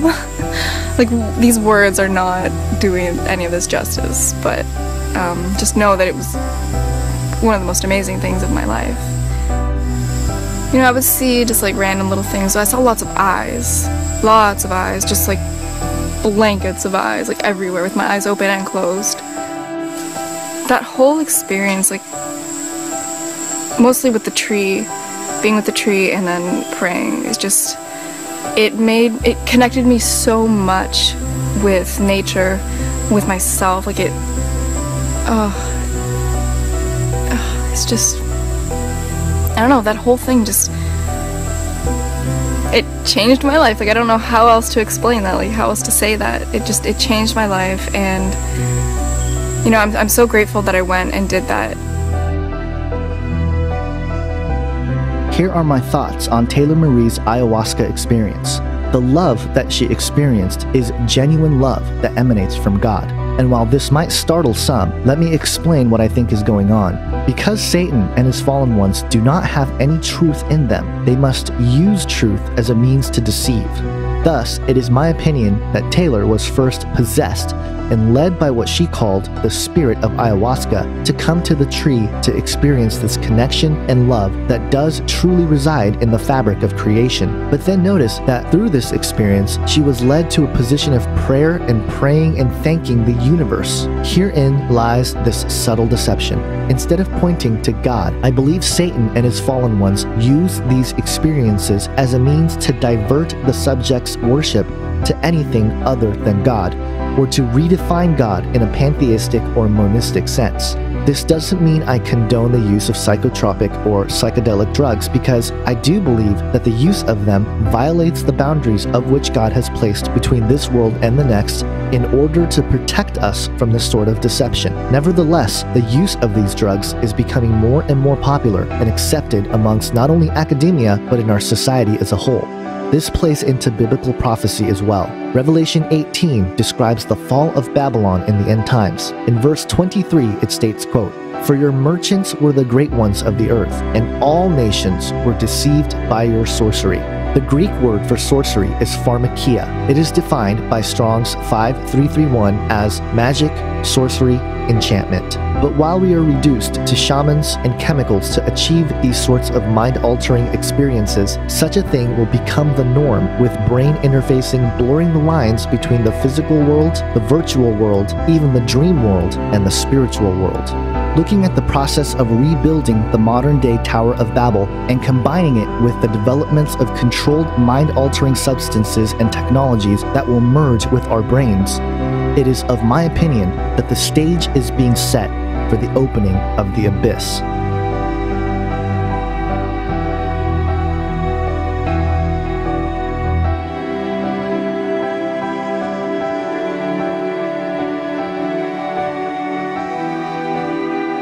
The secrets of alchemy, the sacred promise, the mystery religions, the knowledge which began with fallen entities such as Thoth and Semyaza have been passed down through the hands of the initiates of Freemasonry, Kabbalah, Rosicrucianism, and a slew of other secret orders. It has come to manifest in the last century with the advent of technology and science, progressing man's ability to harness the power of nature and reality, whether through the brink of human destruction, perhaps via nuclear weapons, or at the precipice of controlled human evolution, such as genuine artificial intelligence. The fallen ones will return and present themselves as the saviors of mankind and gift humanity with the Philosopher's Stone, the elixir of life. And those who choose to accept this ancient discovery will fall for the greatest cosmic ruse in all of the universe, forever enslaved in the clutches of the enemy, who wants nothing more than to destroy mankind.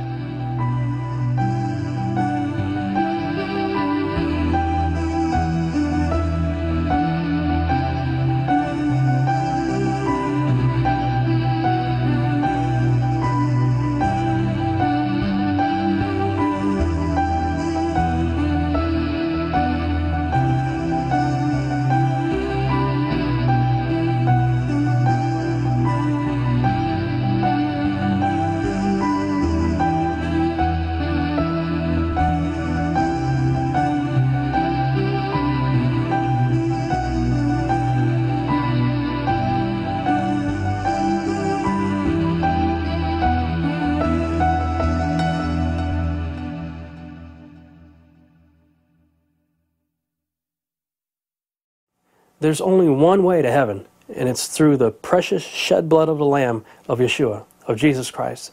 And if you don't know Him, it's simple. All you got to do is accept His free gift. There's nothing you can do to work your way to heaven. Nothing. You cannot work your way to heaven. You're not good enough to make it to heaven. The only way you're going to get to heaven is by trusting in the precious shed blood of the Lamb of God that was shed for the remission of sins. You can be forgiven. All you have to do is ask. While Satan knows that his time is short, we can stand firm in the true hope we have in Jesus Christ.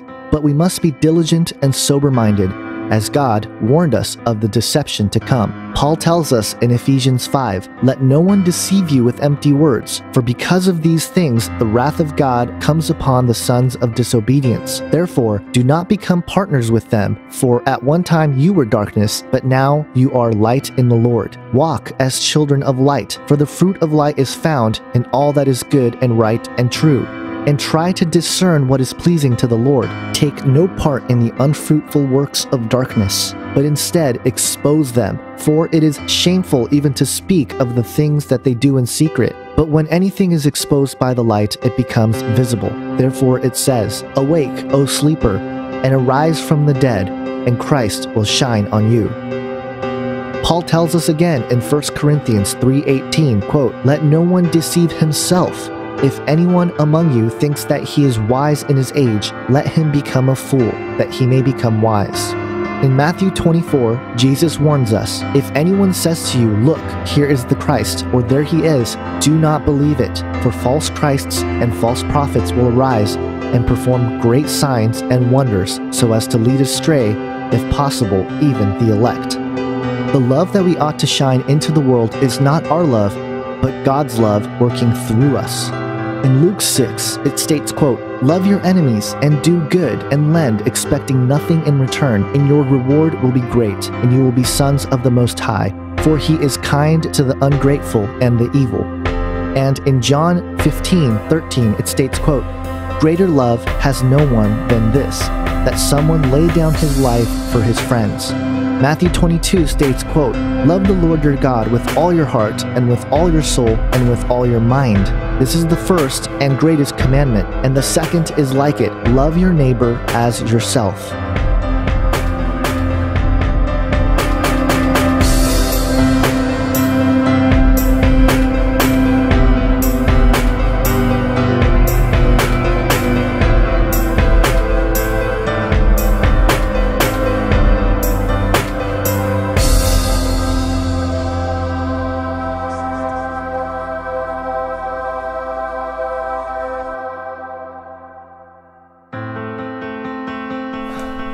When the veil comes down, I need to have a garment of Yeshua, a garment of salvation, a new body. But whatever you want to call it, I need to have a body that's compatible with God's body. And it doesn't matter how many good works I do, it doesn't matter how much money I give away, none of that is going to actually transform me. Now, those are good and noble things for the transformation of my character, and I'm not saying that has no value, but the thing that I absolutely must have, that I cannot do myself, is a new body. And Jesus, his death on the cross was what was necessary so that I can actually get that new body. It took care of my legal problem because I had broken God's law, and so I had these legal strikes against me that I can never undo. But I also have this whole genetic, I'm in a big mess kind of trouble, that I need a new body. And I don't know how to get that new body. I have no means of acquiring that new body, but he will freely give it to me if I ask him. So that's why his death and resurrection were so important, because his death took care of my legal problem, and his resurrection is now the first fruit. It's the prototype, right, to show me what my new body is going to be like, and when I'm trusting in him as my Savior.